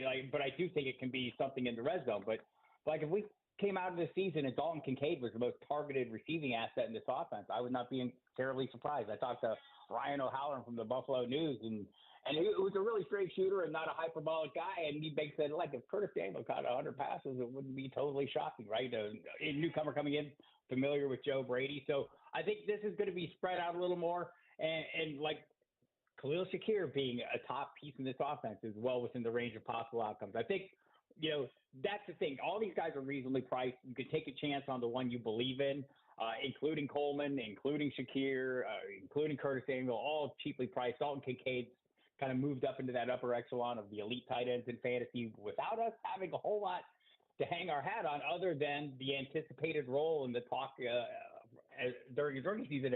Hey, this is a Travis Kelce-like player. I think we'll start seeing more of that. But either way, Josh Allen remains locked in as my quarterback 1. The thing I like about it is you're getting him a round or maybe 2 rounds later than you've gotten him before if you're interested in drafting him, and you probably should be. You're talking about your quarterback 1 in 3 of the last 4 years, and in the year he was not 1, he was quarterback 2. And I know, there's no Stephon Diggs. Well, there wasn't much Stephon Diggs down the stretch last year, yet still Josh Allen produced quarterback 1 numbers during that stretch from weeks, 10 to 18 when Stephon Diggs was averaging 43 yards a game and had 1 touchdown over that span. So no 100-yard game. So I think they'll figure this out. But which receiving asset, really lights it up?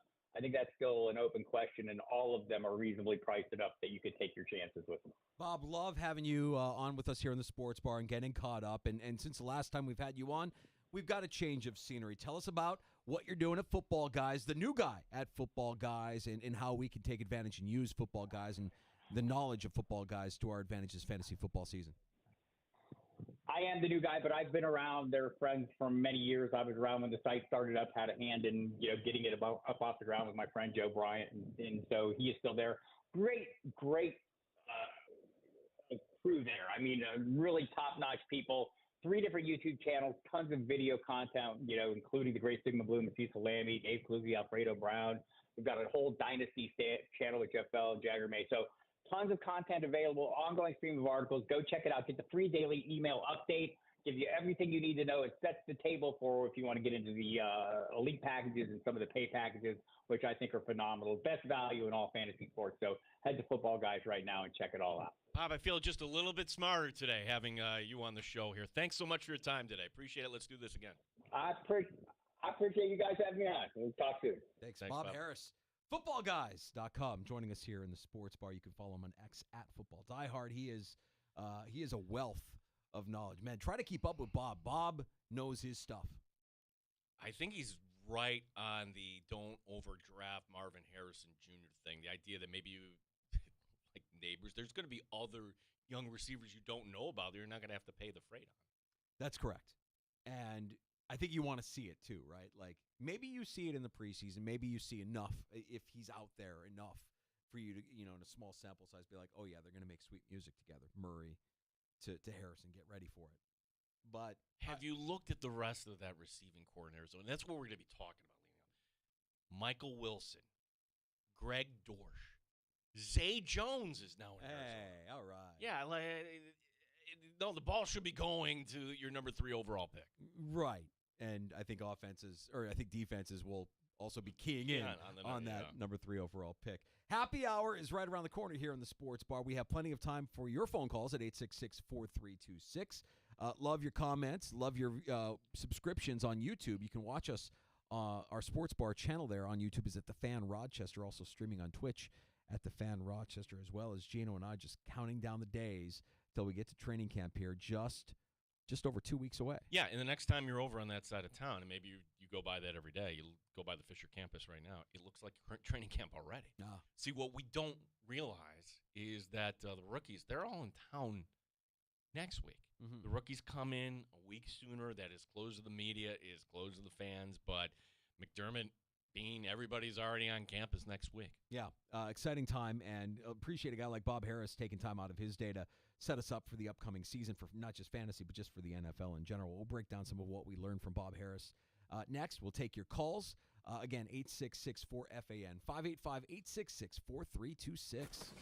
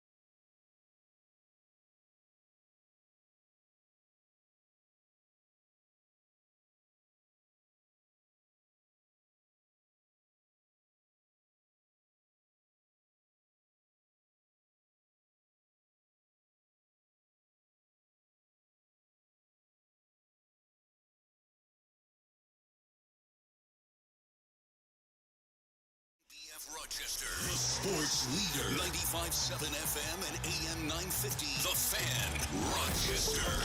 An Odyssey sports station. The Fan, Rochester. Sports update. Quiet day for the Buffalo Bills. The only noteworthy thing, Josh Allen, not the one in Buffalo, but the one in Jacksonville, changing his name. He'll now go by Josh Hines Allen. Rochester Red Wings begin a series tonight in Worcester, Massachusetts. The Wings back home next Tuesday. All the action in the majors tonight. Under the lights, including the Yankees looking to turn things around. They're down in Tampa Bay. The Orioles hosting the Cubs. Dodgers are in Philadelphia. The Red Sox hosting Oakland. The Cardinals and Royals, they've been postponed with the remnants of Hurricane Beryl coming through Missouri. Sports is brought to you by GetMyPerks.com. Today, get half off to Fairfield's Bar and Grill. For this and other great deals, you'll want to log on to GetMyPerks.com today. Gene Battaglin, the sports leader, 95.7 FM and AM 950, The Fan, Rochester.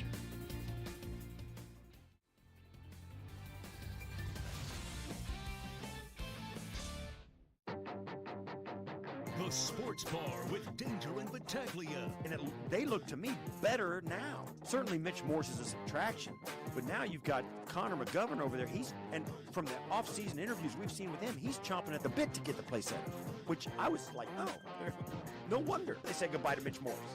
Right? So they've got some dudes up front. Mike Danger.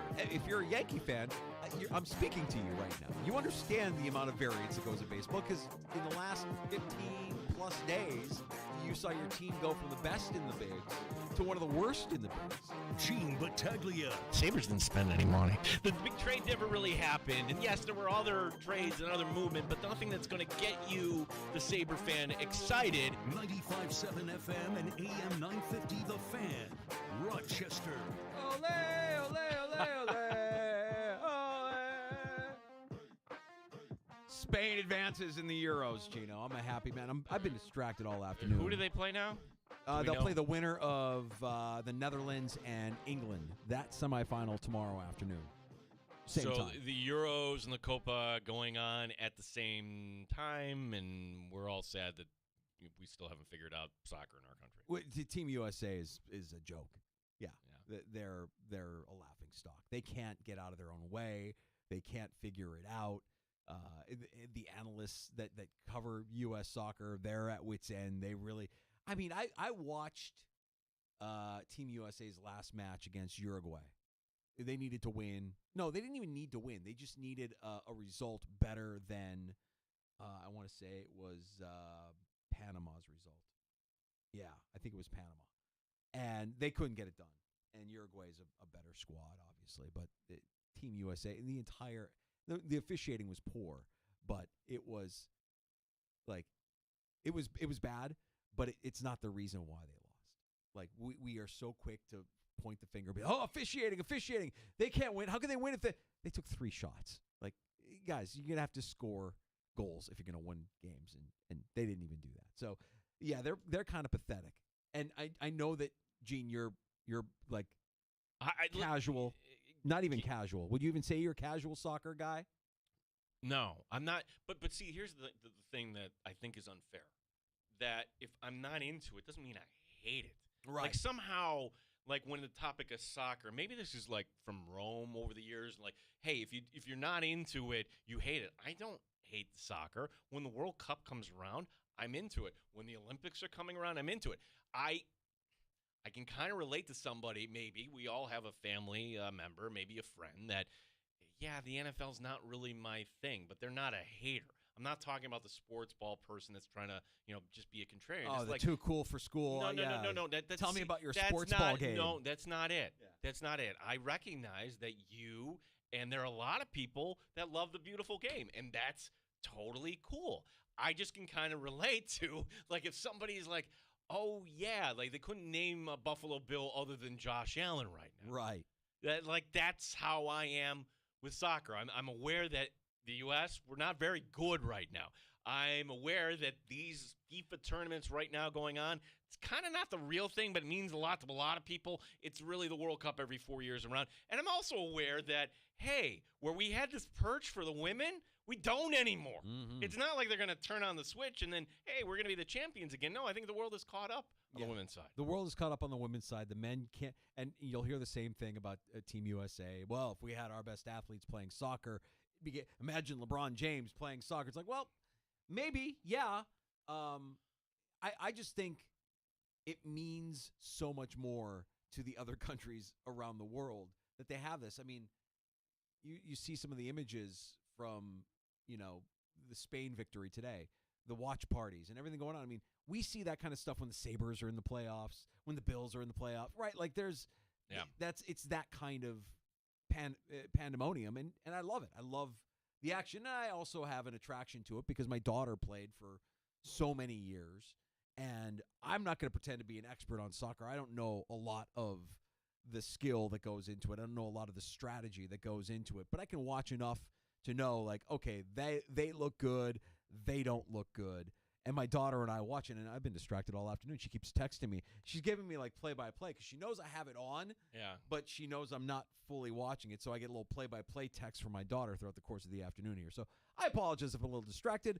If you didn't know, I'm half Spanish, so Spain doing well, it warms my heart because I know that I have relatives that are there that are paying attention, watching closely, and that are very excited now to see them advance to the finals of the Euros. Yeah, and to bring it back home, I think that is something that our community could use. And I know the Flower Union, they're doing a fine job, but that's a semi-pro team. I'm talking about getting a team just the level right below MLS like we had with the Rhinos, and then they rebranded. And look, all the things that kind of went into it, I'm not going to go down that path, but I think that if there were some civic-minded people that said, hey, let's partner up at the new stadium at RIT, for example, or something like that, something that is totally new, I think you would have kind of a little bit of a We're a soccer town.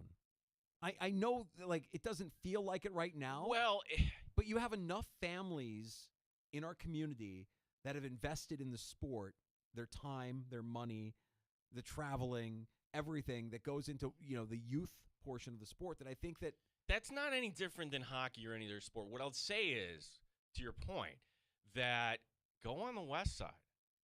Like, go back in those generations and watch the Rochester Lancers, the NASL. This is before your time, Danger, but Rochester had a major league team in soccer, and then that league fell apart in the early 80s, and then we had this promise of getting to major league. Well, that ship has sailed, but there is still that community here where, yes, you have kids at youth level and you'll follow it a little bit, but there are some people that in our town, what's your favorite sport? Soccer, number one. Yeah.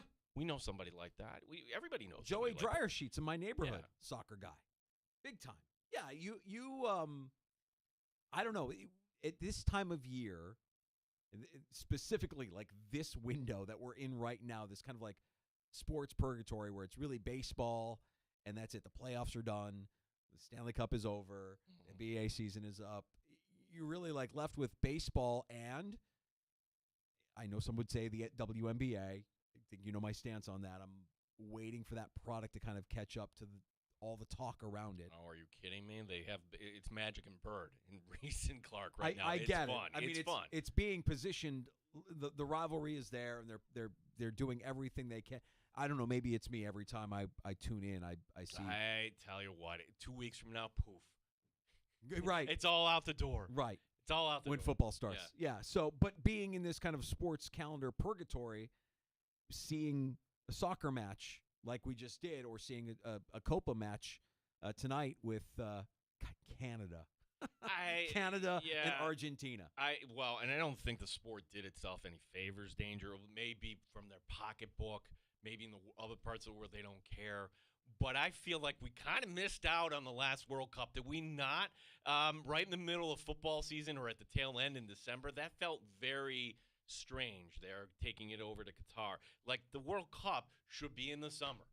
That's just a fact. We'll see how it looks 2 years from now when it's here stateside. And what I think is interesting about Copa America, all the games being played here in football stadiums, Allegiant Stadium in Vegas and Arrowhead and Mercedes-Benz and Jerry World and all of the stadiums that they're playing in, that you've come to realize and recognize through the NFL season is stadiums with artificial surfaces magically have natural grass surfaces for the How? soccer players to play. Wow. Yeah, it can be done. It can be done, but FIFA making that, request known and probably investing in that request. I don't even think it's a NFL request. owners. If you want No, the game, it has to happen. Yeah. So a little dry run here for 2 years with the Copa America when the World Cup comes to North America, and a lot of the football stadiums that we've grown accustomed to seeing having artificial surfaces will have the grass surfaces, and we'll have some action in a couple of years, some World Cup action in a couple of years to talk about. Yeah. We have time for calls at 866-4FAN, 866-4326. Danger, I don't know if you can do this, but there was something in the show open today that Steve Tasker said.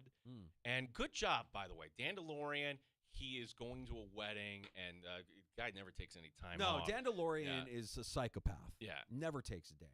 But he took a full week. He's going to a buddy's wedding, and so he's taking this time. Where's the wedding? It's in Wisconsin. Oh, no, not Wisconsin. Do you think that Dan DeLorean is going to go on to Dells? Well, he's driving out there. Oh, no, he's going to take that drive. That's a long drive.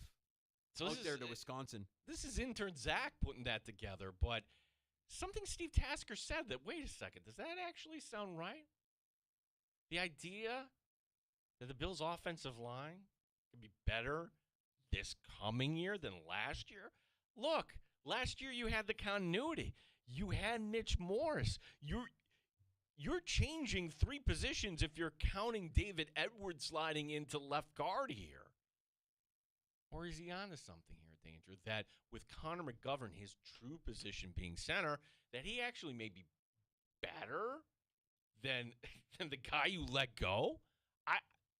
I think it's an interesting topic. We don't talk about the offensive line because, well, maybe it's just we don't watch it close enough because you have number 17 running around back there, and he's so good that he can mask any deficiency on the offensive line.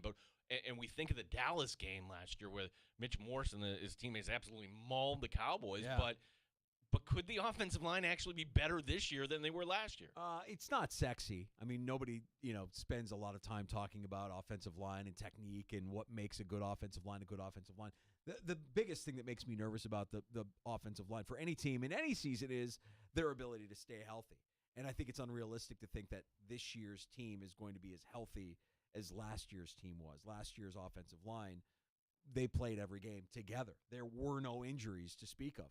I think that's a rare rarity. And so immediately I'm nervous, and I kind of like that they have some guys in the pipeline that could step up in the event of an emergency. Alec Anderson and Vandermark are both guys that have been with the team now for a bit, and we'll see them continue to grow and progress. Cedric Van Pran Granger may not challenge Connor McGovern to start at center, but it's comforting to know that you have a guy that can do that should something happen to McGovern. And Torrance is the guy that I think is the most pleasant of all the surprises, because this time last year, we didn't really know that Osiris Torrance was going to end up being a starter for the entirety of the year and play as well as he did. If these guys stay healthy, and Spencer Brown, I think, is the other one you have to worry about injury concerns with Spencer Brown, right? They brought in, you forget Lale Collins, but yep. is Lale Collins anything more than a name at this point? I think he's a name. I think so he's too. a name, and I think if something were to happen to Spencer Brown, Lale Collins becomes a Lyle ability. Come on. It's not the fact that you said it. It's the fact that you were the safety over the middle, and I didn't see it coming. I think Just every now and then, I just want to amuse myself here in the sports bar. Hey, it's July, everybody. 2 thumbs up. Kick back and relax. Have a cold one with us. And get the fertilizer down, boys. Fertilizer tonight. Yeah, it is. Yes. Fertilizer tonight. The big rain tomorrow. Green grass in a couple of weeks. The one channel. I'm not going to mention the name, but they've gone to the yellow alert. Yellow alert for weather, everybody. Whoop, whoop, whoop. How many inches of rain do you think come with the remnants of a hurricane? I'm not sure. My danger. Oh, yes. Count. Very good that we are talking about the weather in the month of July here. We had a hurricane down there in the Houston. Bell. Yeah, Yes. yeah. That's And scary. A hurricane. I would be very. I'd be nervous if I was in Houston right now with a hurricane bearing down. The high winds. You must High watch. winds. Or- High winds, well. lots of rain. We should have watched the 13 Fam News tonight. How many inches of rain do you think we get in the Rochester area? One, maybe two. I am the count. Thanks, Let's Count. go. Count Etzko. Stopping by. Yeah, get the fertilizer down tonight. Get the rain tomorrow. Green grass by the time training camp opens at St. John Fisher in a couple of weeks. That's the game plan. And we can't wait, man. It's always an honor and a privilege. We do not take it for granted. The idea that we're all there and we all get to enjoy it together. We have it in our backyard. We have the chance to talk to, the different, just a wide variety of players and Brandon Bean and everything that comes with our annual trip to St. John Fisher for training camp. It's going to be a lot of fun. The fact that we're there for every practice, Danger, watching, I feel like, okay, we are also the insiders. We can tell you what happened every day. And granted, the Bills have their certain restrictions as far as who's practicing with the ones and the twos, but we won't break those rules, but we'll fill you in everything else. Jerry Hughes is still playing football. I heard this. 15 years in the league. Okay, hand up. I forgot he was still with Houston. I remember 2 years ago the Bills making that decision after the 13-second game. Hey, we got to upgrade. Let's bring in Von Miller. Okay, adios, Jerry Hughes. I always liked Jerry Hughes. Oh, everybody loves Jerry Hughes. He was great.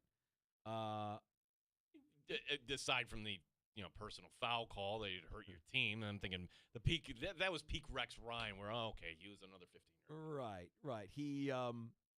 He started 2 games last season for the Texans, and that was the first time since 2013 that he had started fewer than 15 games. First time in his career that he played fewer than 50% of the defensive snaps.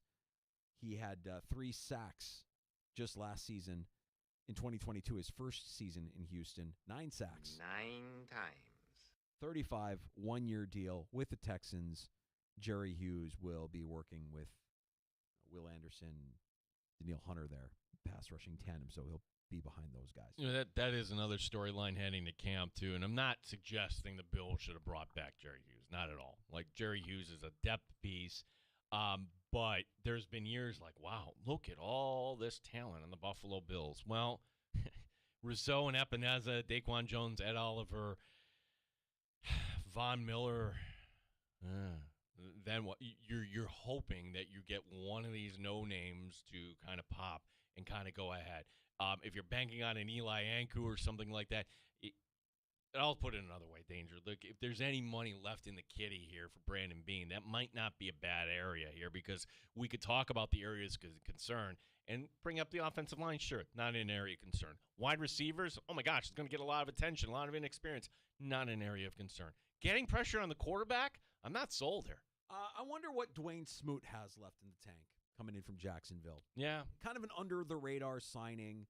Not a sexy, big name pass rusher, but somebody who's got a little bit of run in the NFL and a little bit of history. Wonder if he kind of secretly, as part of this rotation, becomes this year's Leonard Floyd for the Buffalo Bills. I don't know that I put him on the same level as Leonard Floyd, but maybe you can get that sort of production out of a player like Smoot here his first year in Buffalo. Yeah, really was nothing more than a reserve. Wasn't activated until October last year. Just 10 total tackles for Jacksonville. So they didn't really use him. So if you get anything out of him, it's a surprise. But, yeah, time goes by quickly. He was a third-round pick in 2017, and right now this might be his last chance. They didn't really need to use him because they had, let me see if I get his name right here, Josh Hines Allen as a pass rusher in Jacksonville. Yeah, that's correct. So Jacksonville, Josh Allen, changed his name. Josh Allen South. Correct. There's another way. But we can just now refer to him as Josh Hines Allen because he says, Danger, he did this to honor his mother's side. Legacy. His quote, his statement that came with his name change. Proud to carry the tradition on the back of my jersey, following the footsteps of my family, who have donned the Hines Allen last name with so much pride and joy. My last name has been changed, but I'm still that person, and I will continue to play like it, play even better. Josh Allen in Jacksonville is a scary, now that he's got he's paid. 17 and a half sacks last year. Yeah. I'm sorry. Josh Hines Allen Allen is somebody to continue to watch in terms of pass rushers. But in if the you NFL. want endorsements and to get paid and everything else, this isn't about his mom. This is about a rebrand, right? This happens in Hollywood all the time. You have to separate yourself from the Josh Allen that everybody knows. Right. Yeah. You know what? You go out and play the way he's been playing, and I think he'll kind of cement his own legacy, even if he doesn't change his name. But, yeah, I think that might be part of it, too. And you know what?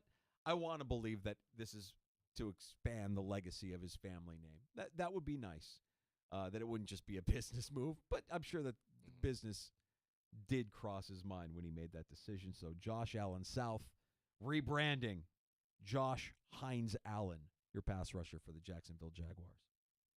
That was just a couple of the stories around the NFL. Not really a lot going on. You're just keeping your fingers crossed, hoping that your favorite player stays out of trouble. Well, we do in shots have coming up some hot uniform talk. I think this. Come on. Don't tease me. I think this evaded you. Probably did. Yeah. It's an alteration for a team. Okay. Not going to tell you what, but whenever the team kind of comes out with a different color pant, it's like, wait a second, this didn't evade me. I know where you're going with this. And I honestly, I'm not crazy about this look. I know it harkens back to a more traditional time. No, if you had to say, like, which team, speaking of rebrands, it'd be this team. They need work. Yeah. They need work. What else we got coming up in a round of shots? Yeah, so with Shots in the Sports Bar, as there's a connection to a story from a few years back, and a lot of fun about Zach Wilson. And, well, he's found happiness, and the ex found happiness, and it seems like he's not cougar hunting anymore. Maybe not. Okay. Maybe not. What was happening in the Twins-White Sox game last night? That was a little strange as well. And things are starting to look good. Look, we don't care about the All-Star game in baseball. I think that's our position here in the sports bar. But I do like the home run derby, and there are going to be some names coming. All right, we'll talk about that, and we'll get to your calls as well. Last call before we close up shop at 6. If you want to pull up a stool and have the final word, 585-866-4FAN. 866-4326. You're listening to the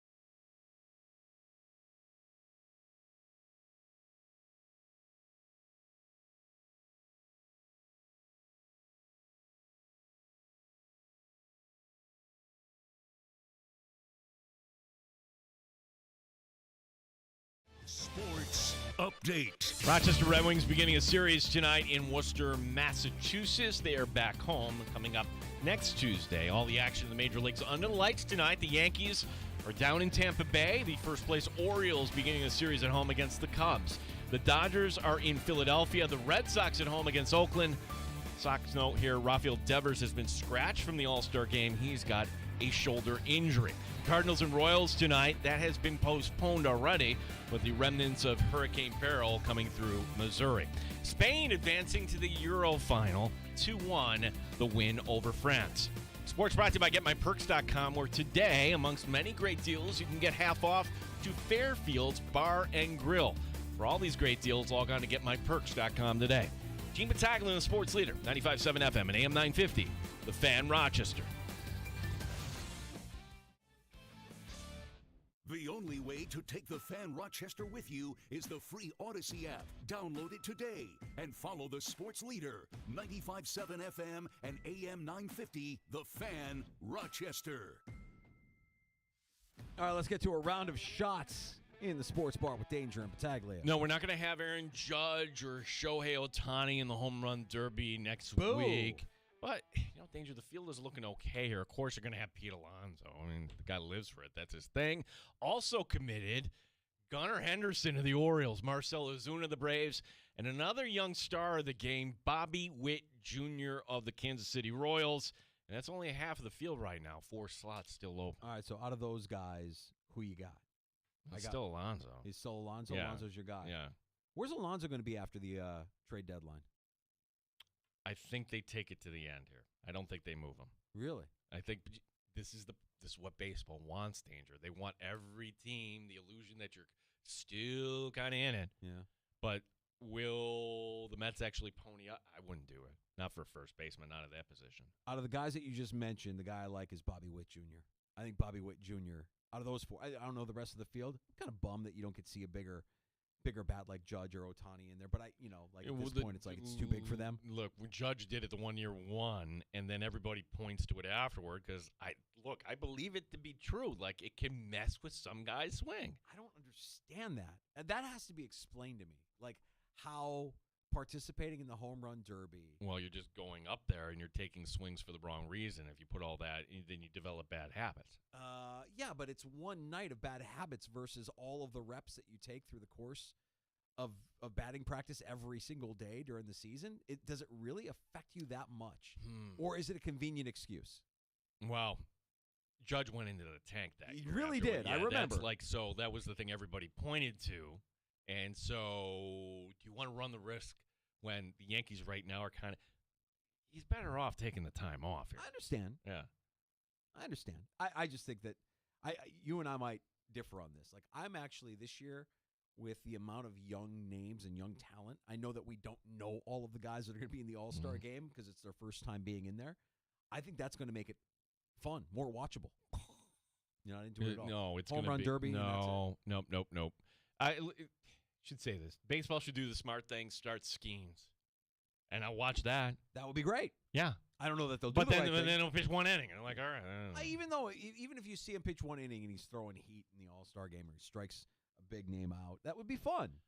Let me jump ahead here, Danger. Speaking of schemes, Livy Dunn said this was her thing. She's not done yet. Not done yet. That's Hey-o. D-U-N. And the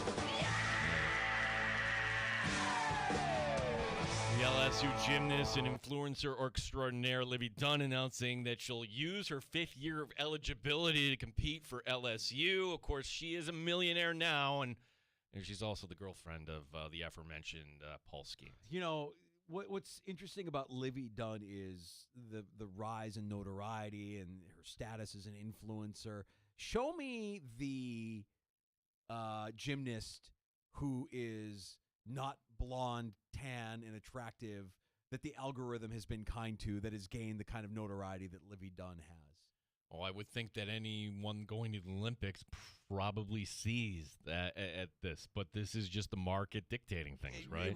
It's not really the market as much as it is the algorithm. The algorithm. The algorithm in social media benefits the attractive. It just does. Well, this is problematic if you have like a 10-year-old girl at home getting her first phone. It's the worst, Yeah. man. It's the absolute worst. And look, I'm not saying that I begrudge Livy Dunn for doing what she has done. She's great. She's exceptional at what she does, and she's used her skill and her ability to create her own little platform, her own little tribe, and it's created value for her. Good for you. Like, go get it however you want to get it.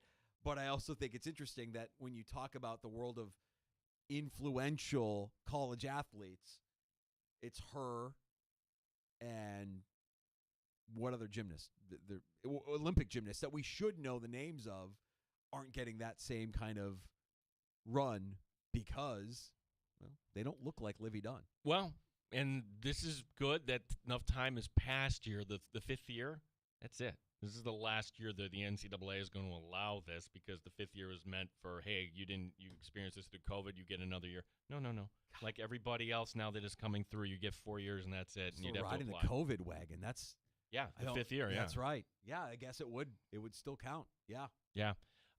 As we mentioned earlier, we're not going to have Jacksonville Josh Allen South, whatever you want to call him, the Pro Bowl defensive end, Josh Allen, changing his last name to Hines Allen to, quote, pay tribute to Joshua's maternal side of the family and all the relatives who have worn Hines and Hines Allen on their jerseys. The newly named Hines Allen, 17 and a half sacks last year. Yeah, he's good. He's good. It doesn't matter what his last name is. He's good. He's going to be a problem in the NFL for many years to come. Former Syracuse basketball star Deasia Fair, she's taking her talents overseas. Fair is going to play this fall in Israel. Okay. Rochester native was taken in the second round of the WNBA draft by Las Vegas, but she was cut on May 26th. Well, good that she's going to continue to play. Curious that she's not in the league. I think she's probably deserving of a spot in the WNBA. But I thought some team would have picked her up. But I'm not an expert on women's basketball. I mean, I'm the crazy guy that thinks Caitlin Clark should be a part of Team USA. I don't understand it. I'm just gonna you guys explain it to me. You guys explain it to me and make it all make sense. But what's her lot in college basketball history? Is she top 5 scorer all time? Yeah, in NCAA history. Yeah, top 5 scorer all time in NCAA history. You can't use a spark plug like that off any bench. Yeah, not going to happen. Okay, kind of odd. We do have an Amherst note today, and this is kind of interesting. Now, this guy you've never heard of. His name is Ty Sheveldayoff. He's coming out of the WHL, played 2 games in the ECHL. That's it. He's 21. As Keith Wozniak of Let's Go Amherst pointed out first. 2 years ago, 59 games, 113 penalty minutes. Last year, 57 games played, 108 penalty minutes. So I think we might have a cult hero in Rochester. Yeah, we got a guy coming in. It's going to knock some skulls. Good. This organization is right now. They're following up their words with action. They wanted to be more tough to play against, and if that's Lindy Ruff's, stamp on this team, on this organization, it feels like the moves that they've made have led to that. This guy will come in and knock some bodies around. Fans watching last night's Twins-White Sox game saw something unusual. So, Carlos Correa homers for Minnesota, and as the custom, the camera following Correa into the dugout and getting congratulations from his teammates. That's not unusual. As when he walks by catcher Joe Ryan, his teammate, and Ryan, just casually in the dugout, takes a bottle of talcum powder and dumps it down his pants. Yes. Chafing can be a nasty thing, Danger, but can't you just do that in the clubhouse? You know what? Now that you mention it, Gino, when was the last time you saw talcum powder on the shelves? I couldn't tell you. You don't look for No, it. I'm a user. I've used it. I've always kept things dry. Always want to keep things dry, especially if you're going for a run. So I just noticed a couple of years ago, and maybe there's some investigation that needs to be done here, but I just noticed a couple of years ago, I was like, it's not on the shelf anymore. Can't find it anywhere. What's the deal? What is there some am I in line for a class action suit? Did somebody develop cancer? Was there something that came out of Big Talc that led to the pulling of talc? from store shelves? The thing you know who Talc Guy is, and this was always annoying when I would go to the gym, and then whoever was the Talc Guy, it would be all over the floor, all over everywhere. Yeah, like you pig. Just the dust cloud of talc that you have to walk through at the gym. I'm not that guy at the gym, but I was a user for many, many years, and then just all of a sudden, he just disappeared off shelves, and I don't know why. Can somebody? All right, investigation. This is a somebody sports to figure bar out, exclusive. Yes, why? What led? And how did he get some? How did Correa get some? Now I'm jealous. And I don't really have a problem with. If anything, I have a problem with him having talc and us not having talc. It was Joe Ryan, the catcher, who had the talc. Oh, Ryan. Correa hits the home run, which brings you into the dugout, and you see Joe Ryan literally like unzip his pants, pull open, and then everything down there. Now, he is a catcher, and that would make sense. I mean, that's a position in. Is there a? That's a position in sport I just wouldn't ever want to play. Catcher feels like there's a lot of potential for damage. That's the old stuttering John question to Johnny Bench. Oh, really? What was it? Not telling No? How many times did he take one for the team? No, how much, like anybody, break one there, basically. Oh, right. On that note, let's check in on Zach Wilson, the former New York Jet quarterback, trying to keep his career going as a backup in Denver. And by the way, they're saying Bo Nix is going to be the starter there in Denver. You know what? Good. He's old enough. I mean, doesn't it feel like Bo Nix was backing up Cam Newton? Like, it felt like when he was at Auburn, it was like he was the guy that succeeded Cam Newton. Yeah. He's been playing. What is he, 26? Yeah, so, correct. Like, you drafted him 12 overall. He's not riding the bench to be behind Zach Wilson. You'd imagine he's mature enough to handle that responsibility. But speaking of mature, maybe Wilson is getting mature. He got engaged last week. That's great. But not, of course, to his longtime girlfriend. They split up back in 2022. Oh. But she's got some news of her own. Abby Gillen, then a week later, just over this past weekend, she became engaged herself to Wilson's college roommate.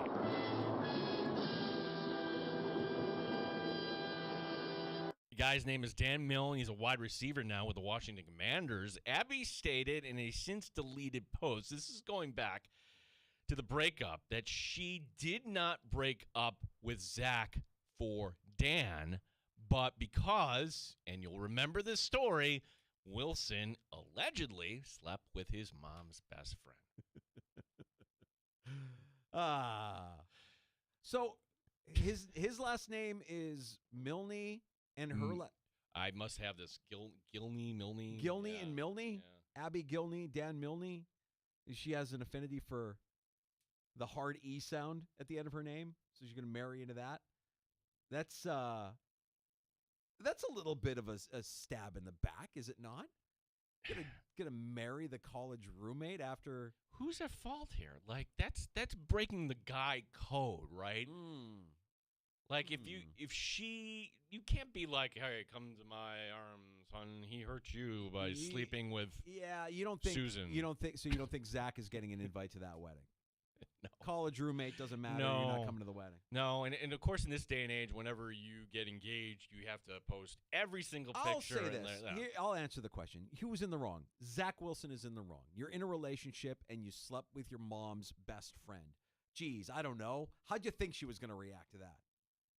And you know what? Professional athletes kind of have this reputation for being dogs. Yeah, unfaithful. Woof, woof. Yeah, unfaithful. So good for the both happy couples. May they proceed. Speaking of the Commanders' danger. Oh, cue up that music. All right.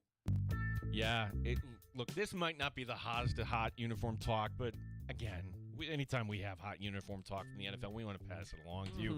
This comes out of Washington today. For the first time since the year 2018, the NFL franchise out of the nation's capital, but will be wearing gold pants this coming season. That'll be one of the many options for Washington football. Now, once again, I feel like I need clarification here. Because gold is gold. Oh. Yellow is yellow.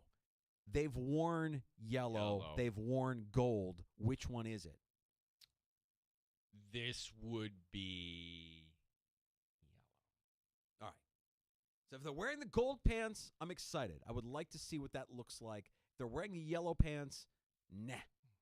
And honestly, like, give me back the traditional look color scheme that they had in the 80s.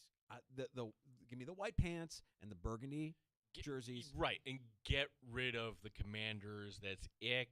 Just go to Washington football. That tells, like, kind of the story indirectly, right? They must have put it out there that they're going to be wearing gold pants, trying to fool the average, the average person out there who doesn't understand that gold and yellow are actually two different colors. Well, I would argue with you on that point, but there is that rapper that talks about the Steelers, and he doesn't say black and gold. No, they're black and yellow. Black and yellow, yeah. They're yellow. What color is Notre Dame's helmet? That's gold. What color is New Orleans Saints helmet? That's gold. Right. And what does Green Bay wear? Yellow. And Pittsburgh? Yellow. And the pants that the Commanders are going to wear? They are yellow. Okay, so when we say the blue and gold of the Buffalo Sabres, yellow. Blue and yellow. Stop kidding yourself. That's not gold. It's Unless yellow. they're wearing, like they were wearing the 50-year anniversary, that had gold in it. Yeah. That was gold. Otherwise, it's yellow. You can say blue and gold all you want. The real ones know the difference between gold and yellow. I had the big box of Crayola. I know what gold and yellow look like. That's not yellow. That's gold. Yeah. That's not gold. That's yellow. Had the sharpener on the back. You know what I'm talking about? The big 64. Big 64 crayon box. Of course. Yeah. Yeah, it's evergreen there, that topic there. Raw umber, whatever the colors were. Let's get the last call. If you want to join us, 866-4FAN. Call us, if anything, to give us an update on talc. 585-866-4326. And we'll close up shop and let you know about tomorrow afternoon here in the Sports Bar on the Fan.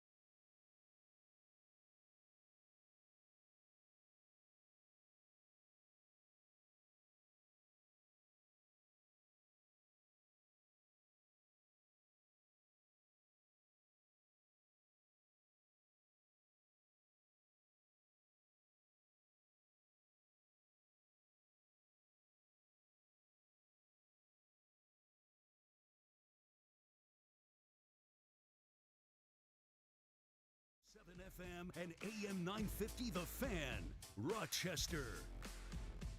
Gene, you really have to wonder and worry about, what you want to bring up during a round of shots, because I might take it in a direction you don't want to go. I never know. That's the beauty of the sports bar.